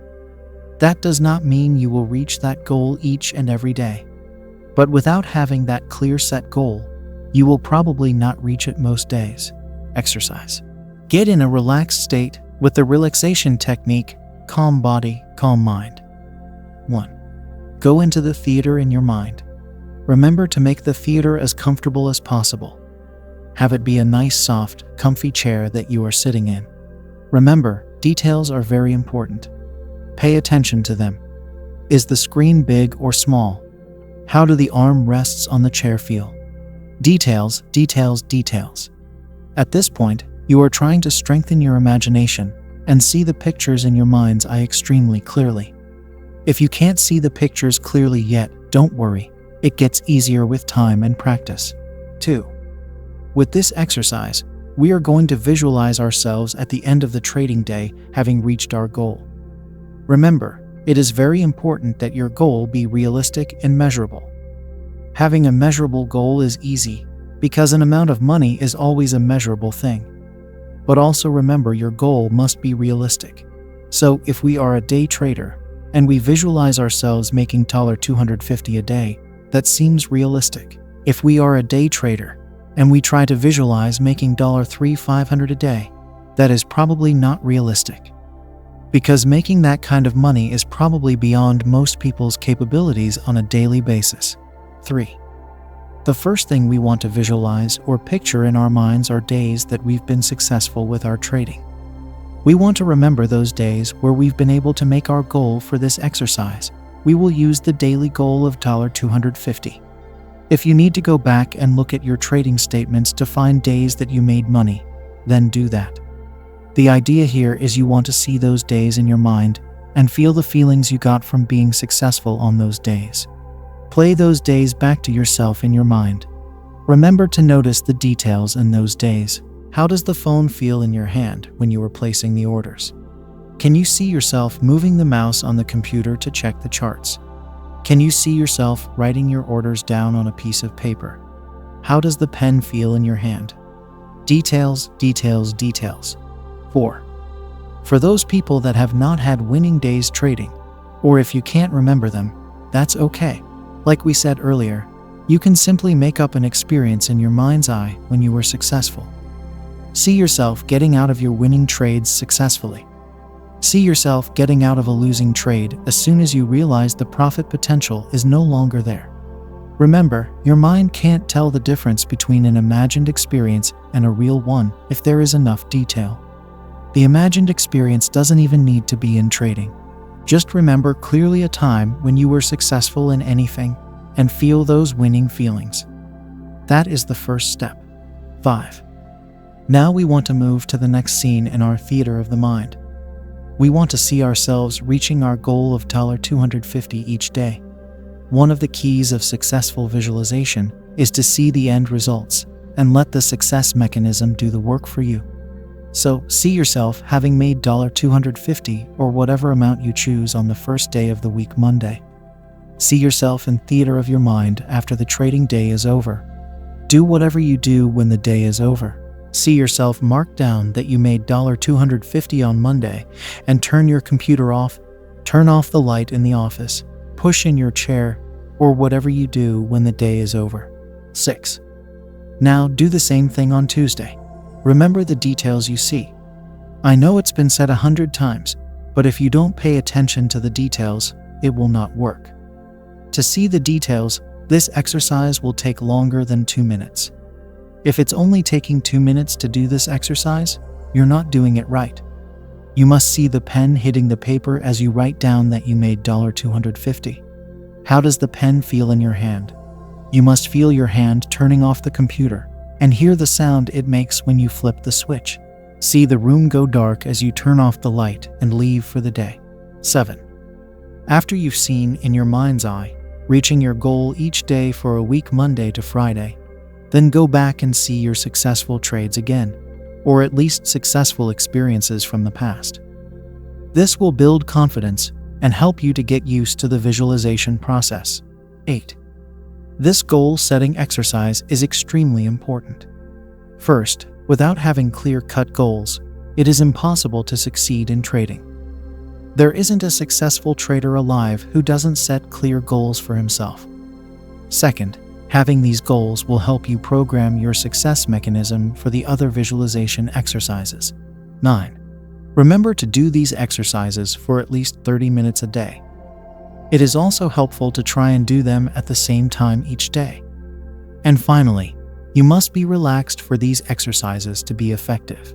Chapter 28. Most people, when asked if they are comfortable making a large amount of money, will quickly tell you, absolutely, no question about it. But you know what? Very few people are really comfortable with it in their subconscious. This is because most people's idea of how long it takes to make a certain amount of money is very ingrained in their minds. Believe it or not, most people will unconsciously give back their large winnings because they really aren't comfortable with making money as quickly as is possible in trading. The ideas behind time, effort, and profits are extremely different than what is usually thought of in a normal job. Most people are used to getting a salary or an hourly wage, and it doesn't change a whole lot. But a trader obviously has a very different situation.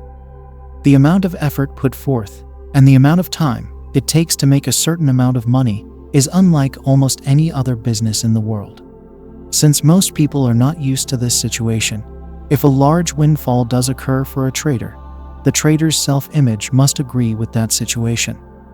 In other words, the person has to have a self-image that is deserving of large windfalls. And most traders, especially new traders, do not have a self-image that says making thousands of dollars in a matter of minutes or even seconds is okay. Making money that quickly is something most people outside of trading don't ever experience. So when it happens, and the person is not mentally prepared for it, more often than not, he will give the money back by making trading mistakes or trading wildly without concern for risk. In my opinion, this happens because inside the person feels guilty for making money so quickly without much effort. With this being the case, we need a visualization exercise to get used to these large windfalls. In other words, we need to change our self-image to the kind of person who feels deserving of making profits large or small in the markets, and then protect those profits. It is important to note that most people do not really believe they feel this way. They think they do deserve to make a large amount of money, and there is nothing wrong with it. But in reality, the programming things they've learned as they grow up, they've received throughout their lives, is so ingrained inside themselves, they don't consciously think they have this problem. The only thing I can tell you is the results of your trading are the real key. If you are able to hold on to your large windfalls without giving most, if not all, of it back to the markets, then you are in good shape. In this case, your self-image does agree with the ideas of large windfalls. But on the other hand, when you have a big winning trade and very quickly afterwards you're giving that money back to the market by making poor decisions, then it's clear. Your self-image does not agree with your making big money. If it did, you would be better able to hold on to your profits. Again, most people don't admit this simply because they feel it so deeply they don't consciously think about it. But you should rest assured that with some visualization techniques, this can be easily changed. You will learn to change your self-image to accept and protect large windfalls. Exercise 1. Get in a relaxed state with the relaxation technique, calm body, calm mind. 2. Go into the theater in your mind. Remember, like before, make the theater as comfortable as possible. Have it be a nice, soft, comfy chair that you are sitting in. Remember, details are very important. Pay attention to them. Is the screen big or small? Details, details, details. Again, you are trying to strengthen your imagination, and see the pictures in your mind's eye extremely clearly. If you can't see the pictures clearly yet, don't worry, it gets easier with time and practice. 3. Like the last exercise, we are going to mostly look at the end results. With visualization techniques, they are most effective when vividly seeing yourself having achieved your goals. When you do that enough, your powerful subconscious will come up with the means to achieving your goals. But you must see the goal very clearly first. 4. That is exactly what we want to do. Our goal is to keep the large windfalls and not give them back to the market. So go into the theater of your mind and see yourself clearly closing out a trade that is a nice size winner. For instance, maybe you've just made $1,500 on that trade. Now, after that happens, most people feel pretty good about themselves, and there should be nothing wrong with that. But it can many times give you too much confidence. You may feel like you're smarter than the market, or you may think it's easy to make money trading. 5. So the next clear image you need to see is you, instead of feeling overly confident, is to take a defensive posture. Obviously, when you've made that money, you need to hold on to it. So, see in your mind's eye the next trade you're going to do. See yourself taking less risk than you usually would, and also be willing to close out the trade if it doesn't give you profits very quickly. This is really the opposite of what most traders do. After a big windfall, they take more risk than usual and are not as ready to get out of a bad opportunity because they have that big windfall to fall back on if things don't work out. In this exercise, we want to be learning a new habit. We want to learn the habit of protecting our winning trades and get rid of the habit of giving them back to other traders. Remember, you can make these little movies any way you want them to be. By mentally visualizing yourself the way you want to be in the future, you are getting your mind used to the new habit. 6. In the theater of the mind, see yourself doing the opposite of what most people do. After that windfall, see yourself take a defensive position on your next trades. See the details of the next trade. See yourself picking up the phone to place the order. How does the phone feel in your hand? See yourself watching the charts, and if the trade doesn't feel right, see yourself hitting the speed dial button to your broker and get out of the trade to protect the profits that you've just made. See the details. Remember, you can make the movies in your mind's eye any way you want them to be. Make sure that in your movies, you do the right thing to protect yourself and act in your own best interest. After seeing these movies in the theater of your mind enough times, at least once a day for a month, your programming in your subconscious will change as you've learned a new habit. And just like tying your shoes, it will become automatic. But you need to practice. Without mental practice, you can't change. Trying to use willpower to change your habits will not work. You need to see the pictures in your mind's eye. It's the only way to change your habits. Chapter 29. Statement Equity Increase. This is a visualization exercise I've been using for years. In my opinion, it is extremely effective. The idea here is to visualize the equity money in your account continually rising. This is a very simple exercise and should be done on a daily basis. Exercise 1. Get in a relaxed state with the relaxation technique, calm body, calm mind. 2. You'll want to visualize how your trading statement looks in your mind's eye. The best way to do this is to actually look at your trading statement and then be able to see it in your mind's eye. 3. If you receive an actual hard copy paper statement, notice how the paper feels in your hand. See your name and account number at the top. See the brokerage company's name at the top. Notice the trades from the previous day on your statement. See all the details of your statement in your mind's eye. If you receive your trading statement through email, then picture it on your computer screen. It's important that you see your statement in the theater of your mind, exactly how you actually see it in real life. 4. Now I want you to take your daily goal. Let's say for this exercise our daily goal is to make $500 each day. We want to visualize our daily goal being added to the previous day's statement. So, for instance, let's say yesterday my account has $7,200 in it.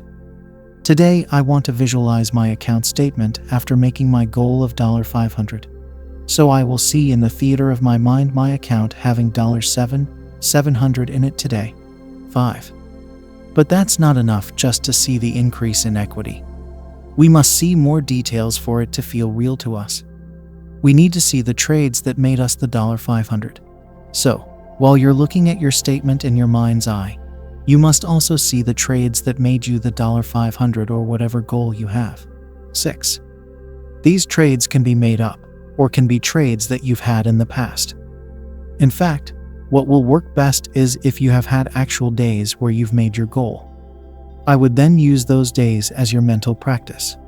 Relive the feelings you've had after the day where you made your goal and feel those winning feelings again. See yourself looking at your statement and feel the satisfying feeling of a profitable trading day. Remember to try and feel those winning feelings that you had when you've had good trading days. That feeling will be very important to reprogramming your success mechanism. 7. If you haven't had any winning days, that's okay. Just use a time in your life when you were successful at something and clearly remember that right before you change the scene to your trading statement. Then just make up the trades. Remember, your subconscious can't tell the difference between a real experience and a vividly imagined one, so it will be better if you can use a real experience, but a vividly imagined experience will work well too. This exercise is best done in the morning before the market opens. You need to see yourself reaching your goal as clearly as possible. After doing this for a while, it will help your powerful subconscious to reach your goal. Believe it or not, doing this exercise will help you avoid making trading mistakes because your mind will be clearly focused on your goal. Thus, if you are about to make a trading mistake, your subconscious, if properly trained, will override your thought process and help you avoid the mistake in the first place. But this will only work if you practice it enough and can clearly see the pictures in your mind's eye. It won't happen overnight, but it will happen with daily practice. Chapter 30.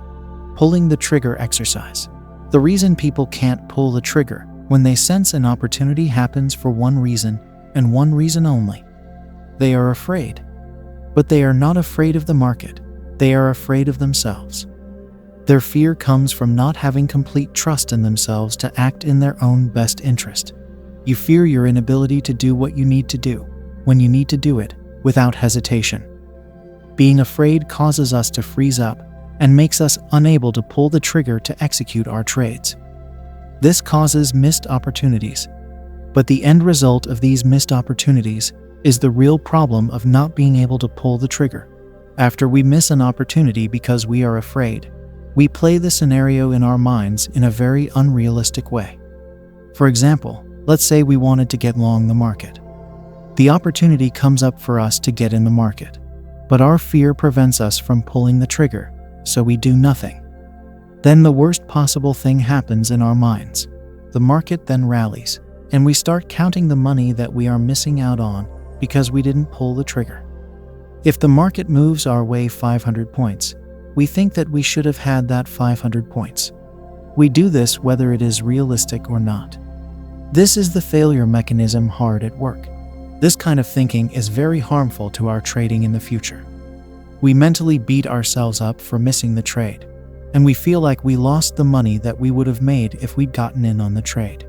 We get mad at ourselves. We call ourselves stupid or an idiot. We play the trade over and over in our minds, thinking about the things we did wrong. This is just like the visualizing techniques we've been talking about. The only difference here is you are visualizing yourself doing the wrong thing. By continually thinking of yourself as a person who can't pull the trigger, you are reinforcing that idea in your subconscious. All of this is very destructive and makes things much worse. So we need an exercise to help us pull the trigger when we see a trading opportunity.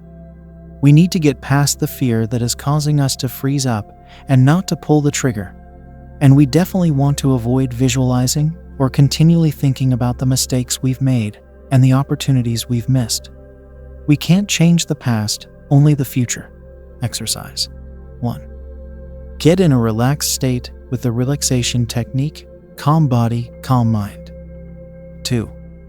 In this exercise, we want to visualize ourselves being able to pull the trigger without hesitation when we see an opportunity or when it's time to get out of a trade. 3. Go into the theater of your mind and first playback with detailed times when you've pulled the trigger as soon as you've seen a trading opportunity. Remember to see the details. See yourself watching the charts and seeing the opportunity. You see the green light go off in your head, and you don't hesitate. You pick up the phone, hit the speed dial button, and place your order. Can you feel how the phone feels in your hand? Notice how you feel sitting in your chair watching the screen. 4. See the trade going your way. Feel the feelings you have had when you've seen an opportunity and jumped on it. Feel how you felt when you did not hesitate and were able to pull the trigger without hesitation. 5. If you haven't had trades where you were comfortable pulling the trigger, then try this. Remember a time when you did something and you were comfortable with it when it's hard for others. For instance, maybe you are a good negotiator and you're not afraid to ask for a lower price when others wouldn't be confident. Remember that time vividly and feel those confident feelings. Or maybe you are a person who is good at fixing things and wouldn't hesitate tackling a big fix-it job. You would obviously feel very confident that you could get the job done correctly. Then switch the scene in your mind's eye back to the trading situation and see yourself pulling the trigger at the right time. It's okay to make up the situation as long as you have the confident feeling first and you are seeing the pictures in your mind vividly with detail. You must get those confident feelings first. 6. Also see yourself liquidating this trade when you feel the time is right. See the details clearly. See yourself clearly calling up and getting out of the trade. Or if you trade through your computer, see yourself hitting the correct keys to liquidate the trade. Feel the confident feelings you get from having a successful trade. 7. Again, it's important that you do these exercises on a daily basis. They will not work after just one day. You didn't become afraid to pull the trigger in just one day, so you can't expect to fix that problem in just one day either. Also, these exercises work better if you do them at the same time each day. 8. This mental practice will reprogram your self-image. After several weeks of practice, if you feel the confident feelings, your inability to pull the trigger will be a thing of the past. Important note: attempting to do these exercises right after a losing trade or a bad day will not work.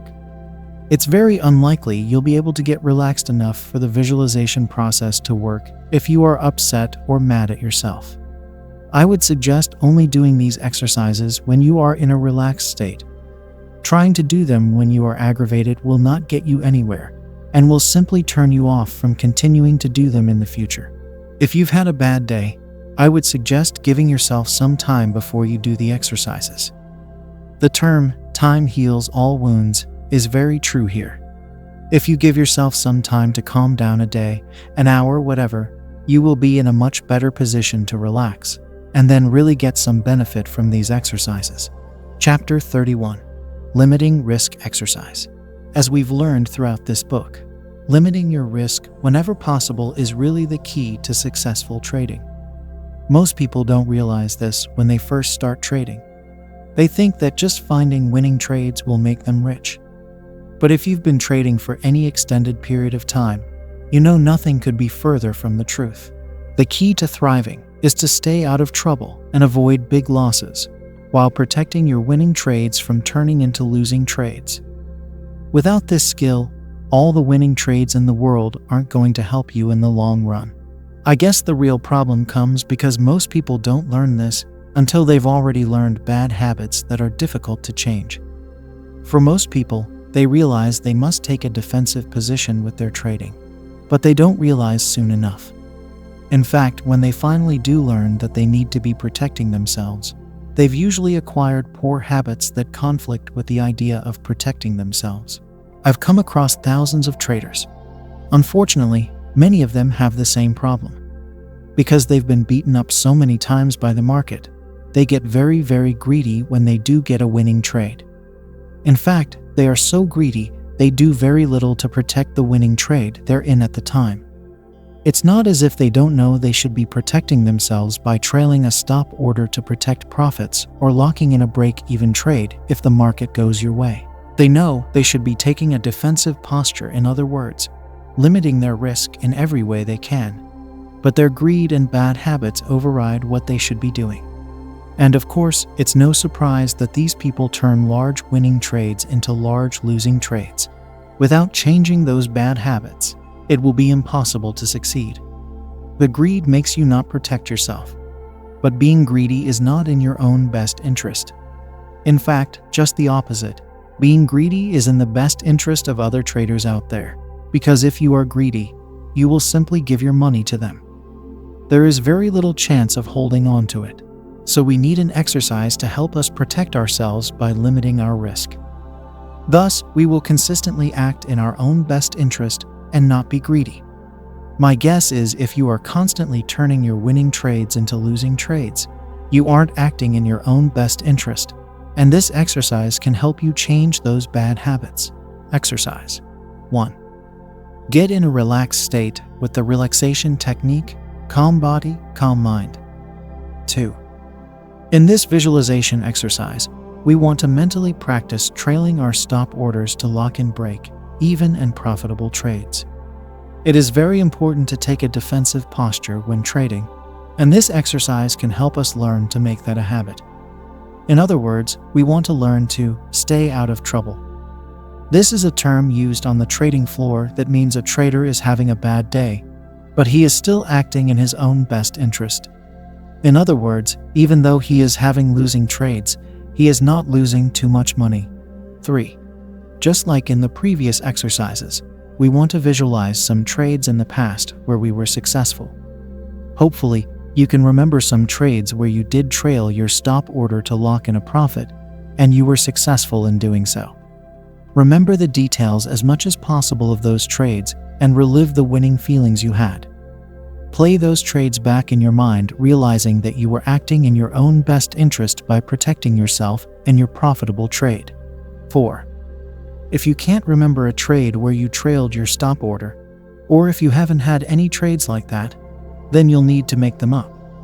Remember to use as many details as possible and to feel how you would feel if you were acting in your own best interest and having successful trades. It will help if you can get some confident feeling first by remembering a time when you were confident, even if it's not related to trading. 5. The next scene you want to see in your mind's eye is you getting into a trade that you perceive as a good opportunity. Again, it's easier if you can remember a previous trade thus. It's easier to remember and see the details if it was a real situation. But you can always use an imagined situation if you don't have a real one. See yourself getting into the trade by placing the order and your protective stop order. You should always be using stop orders in my opinion. Again, with details, see yourself watching the market. What does the computer look like? How does the mouse feel in your hand? What else is around you? A phone, keyboard, printer, hard drive, etc. See the details. 6. The next thing we want to see in this little movie is the market starting to move in our direction somewhat. As that happens, we pick a point where the market should move, and then we will trail our stop to break even. 7. When you trail your stop to break even, make sure you see in your mind's eye everything you would do to trail your stop. See yourself calling up and cancel replacing your stop order. See yourself clearly scratching out the old price of your stop order and writing the new price down. 8. If you trade through your computer, then see yourself touching the keys to move your stop order to break even. See yourself hitting the correct button to transmit the order. Do everything in your mind just like you would in real life. 9. Now switch to the next scene in the theater of your mind. Now we want to see the market continuing to move in our direction. Let's say for discussion's sake that the market has now moved $800 in your favor. In your mind's eye, see the market having moved $800 your way on your chart. You don't want the market to come all the way back and take your profits away, so you need to trail your stop to lock in some profit. 10.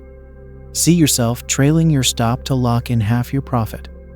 See yourself picking up the phone to cancel replace the order again. See yourself scratching out the old price again and writing in the price. Was there a new order number? Mentally write that down too. 11. Now see the market coming back and hitting your stop order. See yourself taking a nice profit because you acted in your own best interest. Feel those winning feelings and get ready to move on to the next trade. One of the most important things you can think about and get into the habit of thinking about is the previous trade is now over. No matter what happens next, that trade is over, and it's now time to forget it and move on to the next trade. Many people get caught up in the idea that they should have done this or that differently. At the end of this visualization exercise, you should see yourself effortlessly forgetting about the last trade no matter what happened and move on to the next trade. The next exercise will help you forget about your previous trades. Chapter 32. Clearing the calculator. This exercise is based on what's called a high-voltage image. A high-voltage image is a mental picture, symbol, or quick mental movie that is vivid, memorable, and can have substantial impact on our thought process. High-voltage images are pictures we see in our mind that everyone is familiar with and can relate to. This is a little different than the mental movies we've been talking about. Everyone is familiar with what a calculator looks and feels like. In this case, we are going to use the clearing the calculator exercise to help us forget about our past trade and move confidently onto the next trade. Even though most people realize this, they still let their previous trade influence what they will do next. For example, if you've just lost $500 on your last trade, does that have anything to do with how much potential the market has to move on your next trade? No, of course not. But many people will not be satisfied until they've made that $500 back. They don't consider that the market may not be offering $500 in the next trade. But because they can't forget about the last trade, they aren't satisfied with less than $500. This kind of attitude makes for some very bad trading decisions. So we need an exercise to help us forget the past trades, no matter what happened, and move confidently onto the next trade. This high-voltage exercise will help you to move on to your next trade without allowing your last trade to influence you negatively. Exercise 1. Get in a relaxed state with a relaxation technique, calm body, calm mind. 2. Picture in your mind's eye a giant handheld calculator. Feel the calculator in your hand. See the screen and the various buttons on the calculator. Imagine that you see the buying and selling price, as well as the result of your last trade on the screen of calculator. 3. Now we need to forget that trade. No matter if it was a winner, loser, or a break-even trade, we still need to forget that trade and move on to the next one. No matter what happened, we can't change the past. We can only keep our mind clear to be productive in the future. This is what clearing the calculator will do for you. 4. Now that you see your trade on the screen on our calculator, we will need to clear the calculator. See yourself in your mind's eye with your big finger pushing the clear button on the calculator. Take in a deep breath while pushing the clear button down. As your finger lifts up off the button, let out that deep breath and expel all your tensions out as you clear the screen on your calculator.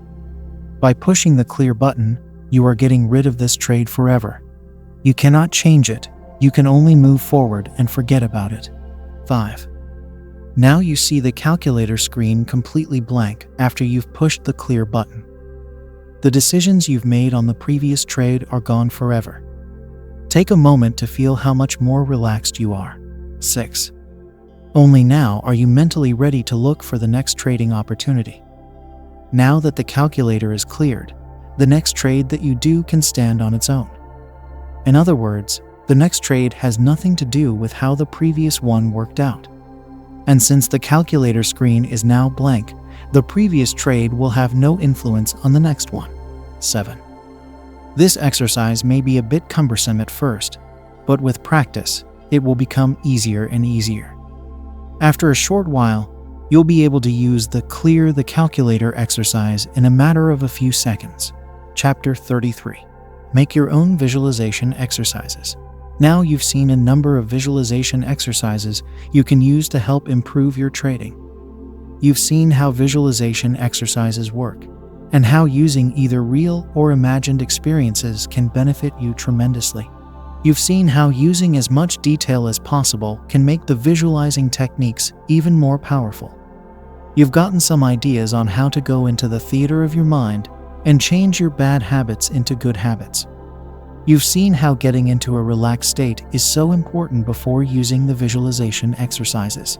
With practice, you can now see the mental images clearly in your mind's eye.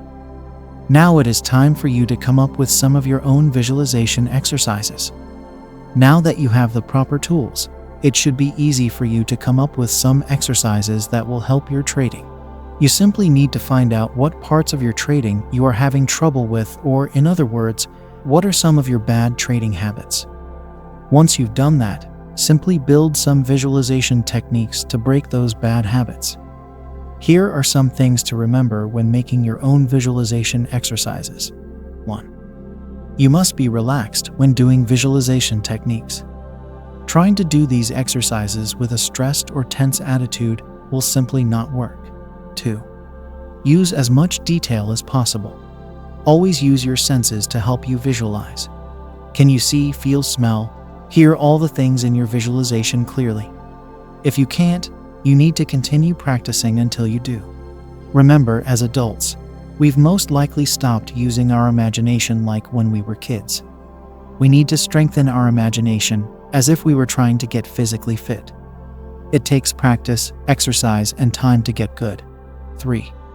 When you first start with visualization exercises, try to do them at the same time each day. This will reinforce the habit. 4. Remember to build a theater of your mind in which you will watch the visualization process. Dr. Maltz has found that using a theater, something everyone is familiar with, has much better results in helping people see the images clearly. 5. Remember your past success to give yourself that winning feeling before and after visualizing. This will help give you the confidence it takes to succeed in the future as you make that winning feeling a habit. 6. See yourself with kind eyes. In other words, do not beat yourself up for your mistakes. Instead, you should forgive yourself completely and move on. By continually reliving your mistakes, you are actually practicing the mistake so that it can happen again in the future.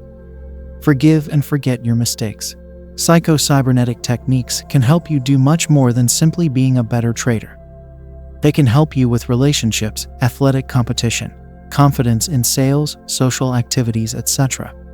The book Psycho-Cybernetics has helped hundreds of thousands of people improve their lives in many different ways. There is no reason it can't do the same for you. Here are some more visualization techniques. I remember when I first learned about using visualization techniques quite a few years ago. Whenever I would have a problem with my trading, I would build a visualization technique to help me get rid of that problem. The following are visualization methods that I've used in the past. I put these in here to show you how easy it is to make up your own techniques to help you with any trading problem you may be having. Trading too early in the morning. For a while, when I first started trading off the floor, I would put on a trade right after the open. I was so used to trading on the floor where I would do between 150-200 trades a day. That's actually a small number of trades for a floor trader. Because of this, I would want to trade immediately after the open, even if there wasn't the best opportunity. I just wanted to be involved because I was so used to trading first thing after the open. The problem was this was costing me a lot of money because I was usually having losing trades on the volatile openings in the S&P 500 futures. It would also put me in a negative frame of mind because many times my first trade of the day was a losing trade. So I made up this visualization technique to help me avoid trading until there was a clear opportunity. 1. Get in a relaxed state with the relaxation technique, calm body, calm mind. 2. Watch yourself in the theater of your mind. You want to see yourself sitting at your computer screen right after the market opens. See yourself with as much detail as possible watching the market. See the clock right after the open. What does the computer screen look like?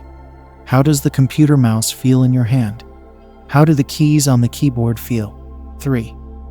I would see myself watching the market for the first half hour of the day. I would see myself being tempted to put on a trade. But then, in my visualizing, I would see myself resisting putting on the trade because of how much money I was losing just to be in the market, instead of waiting for a clear trading signal. 4. I would see myself clearly waiting until at least 30 minutes after the open before putting on my first trade of the day. I would actually watch the clock in the theater of my mind and avoid trading until 9 as a CST. 5. I would then see myself perceiving a clear trading signal, and in my mind, I would take that signal. I would then see that signal working out because I was patient and didn't trade just to trade. I would then clearly see myself having a profitable day because I got off to a good start, instead of the old habit I had of constantly having to dig myself out of a hole each morning. 6. Does this mean I didn't ever have losing trades in the morning anymore? Of course not. But what it did do is get me out of the habit of feeling like I had to be in the market as soon as it opened. And you know what? After watching this little movie in my mind, my trading really improved over the next several months. Are you having trouble visualizing? This is really more of a way to do visualization exercises than it is actually an exercise. A friend of mine once told me about this when I was first learning about visualization techniques.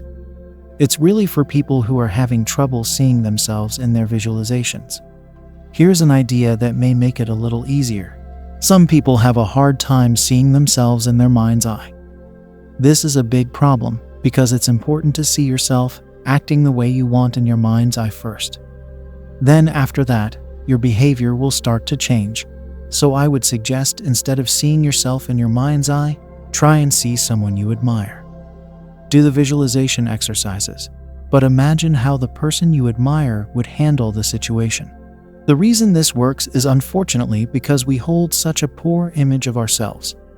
Usually, the reason a person has trouble with visualization techniques is because they don't really believe they can change, even though they probably could change. So using somebody you admire can make the visualizing a little easier. Just remember, as it gets easier to see the pictures in your mind's eye, switch the person in your movie from the person you admire to yourself who you should also admire. Chapter 34. More relaxation exercises. The following relaxation exercises can be used instead of the calm body, calm mind exercise. Taken from Psycho-Cybernetics. 1. In your mind's eye, see yourself lying stretched out upon the bed. Form a picture of your legs as they would look if made of concrete. See yourself lying there with two heavy concrete legs. See these very heavy concrete legs sinking far down into the mattress from their sheer weight. Now picture your arms and hands as made of concrete. They also are very heavy and are sinking down into the bed and exerting tremendous pressure against the bed. In your mind's eye, see a friend come into the room and attempt to lift your heavy concrete legs. He takes hold of your feet and attempts to lift them, but they are too heavy for him. He cannot do it. Repeat with arms, neck, etc. 2. Your body is a big marionette doll. Your hands are tied loosely to your wrists by strings. Your forearm is connected loosely by a string to your upper arm. Your upper arm is connected very loosely by a string to your shoulder. Your feet, calves, and thighs are also connected together with a single string. The strings which control your jaw and hold your lips together have slackened and stretched to such an extent that your chin has dropped down loosely against your chest. All the various strings which connect the various parts of your body are loose and limp, and your body is just sprawled loosely across the bed. Many people will find this the most relaxing of all. Just go back in memory to some relaxing and pleasant scene from your past. There is always some time in everyone's life when they felt relaxed, at ease, and at peace with the world. Pick out your own relaxing picture from your past and call up detailed memory images. Yours may be a peaceful scene at a mountain lake where you went fishing. If so, pay particular attention to the little incidental things in the environment. Remember the quiet ripples on the water. What sounds were present? Did you hear the quiet rustling of the leaves? Maybe you remember sitting perfectly relaxed and somewhat drowsy in front of a burning fireplace long ago. Did the logs crackle and spark? What other sights and sounds were present? Maybe you choose to remember relaxing in the sun on a beach. How did the sand feel against your body? Could you feel the warm, relaxing sun touching your body, almost as a physical thing? Was there a breeze blowing? Were there gulls on the beach? The more of these incidental details you can remember and picture to yourself, the more successful you will be. Daily practice will bring these mental pictures or memories clearer and clearer. The effect of learning will also be cumulative. Practice will strengthen the tie in between mental image and physical sensation. You will become more and more proficient in relaxation, and this itself will be remembered in future practice sessions. Chapter 35. Why visualization techniques works. The question often comes up of why visualization techniques work so well and why so many people use them on a daily basis. It's really very simple. Everyone has a self-image, or in other words, a picture of the way they see themselves. This picture may not necessarily be true, but nevertheless, that picture will influence your behavior in extreme ways. For instance, let's say you think of yourself as a person who lacks coordination. That alone will cause you to drop things easily, possibly slip and fall, as well as other things that go along with a lack of coordination. Your self-image picture you have of yourself will always control your behavior. So, on the other hand, if you see yourself as a very coordinated person, that will go a long way to helping you be sure-footed. The power your self-image has over you is remarkable. So the key to acting the way you want is to first change your self-image. Once you change your self-image, your behavior will change quickly and almost automatically. A good example that we mentioned before was a person trying to lose weight. A person will never be able to stick to a good diet and exercise unless they first see themselves as a thinner person.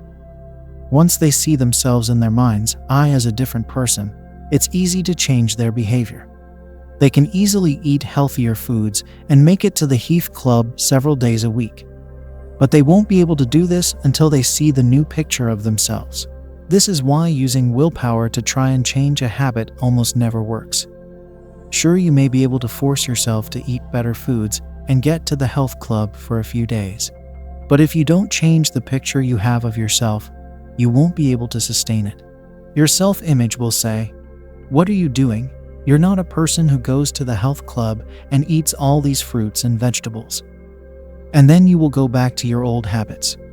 But if you change your self-image using visualization techniques, then your new healthy habits can take over and changing your behavior will be almost effortless, where before changing those habits would have been a huge amount of fighting with your will.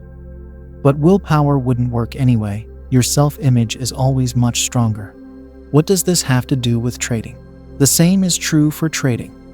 If you have the self-image of a trader who's scared and afraid to pull the trigger, then being successful and making money will be next to impossible even before you start. On the other hand, if you have the self-image of a disciplined trader who acts in his own best interest, that alone will go a long way to making money consistently. But you can't just say, "Okay, I now will be a confident, disciplined trader," and then expect it to happen. That is like trying to use willpower to force yourself to go to the health club. Just saying it is not enough. You need to use visualization on a daily basis to change that picture of yourself. The skills you've learned here will help you to change that picture so you can become the kind of trader you want to be.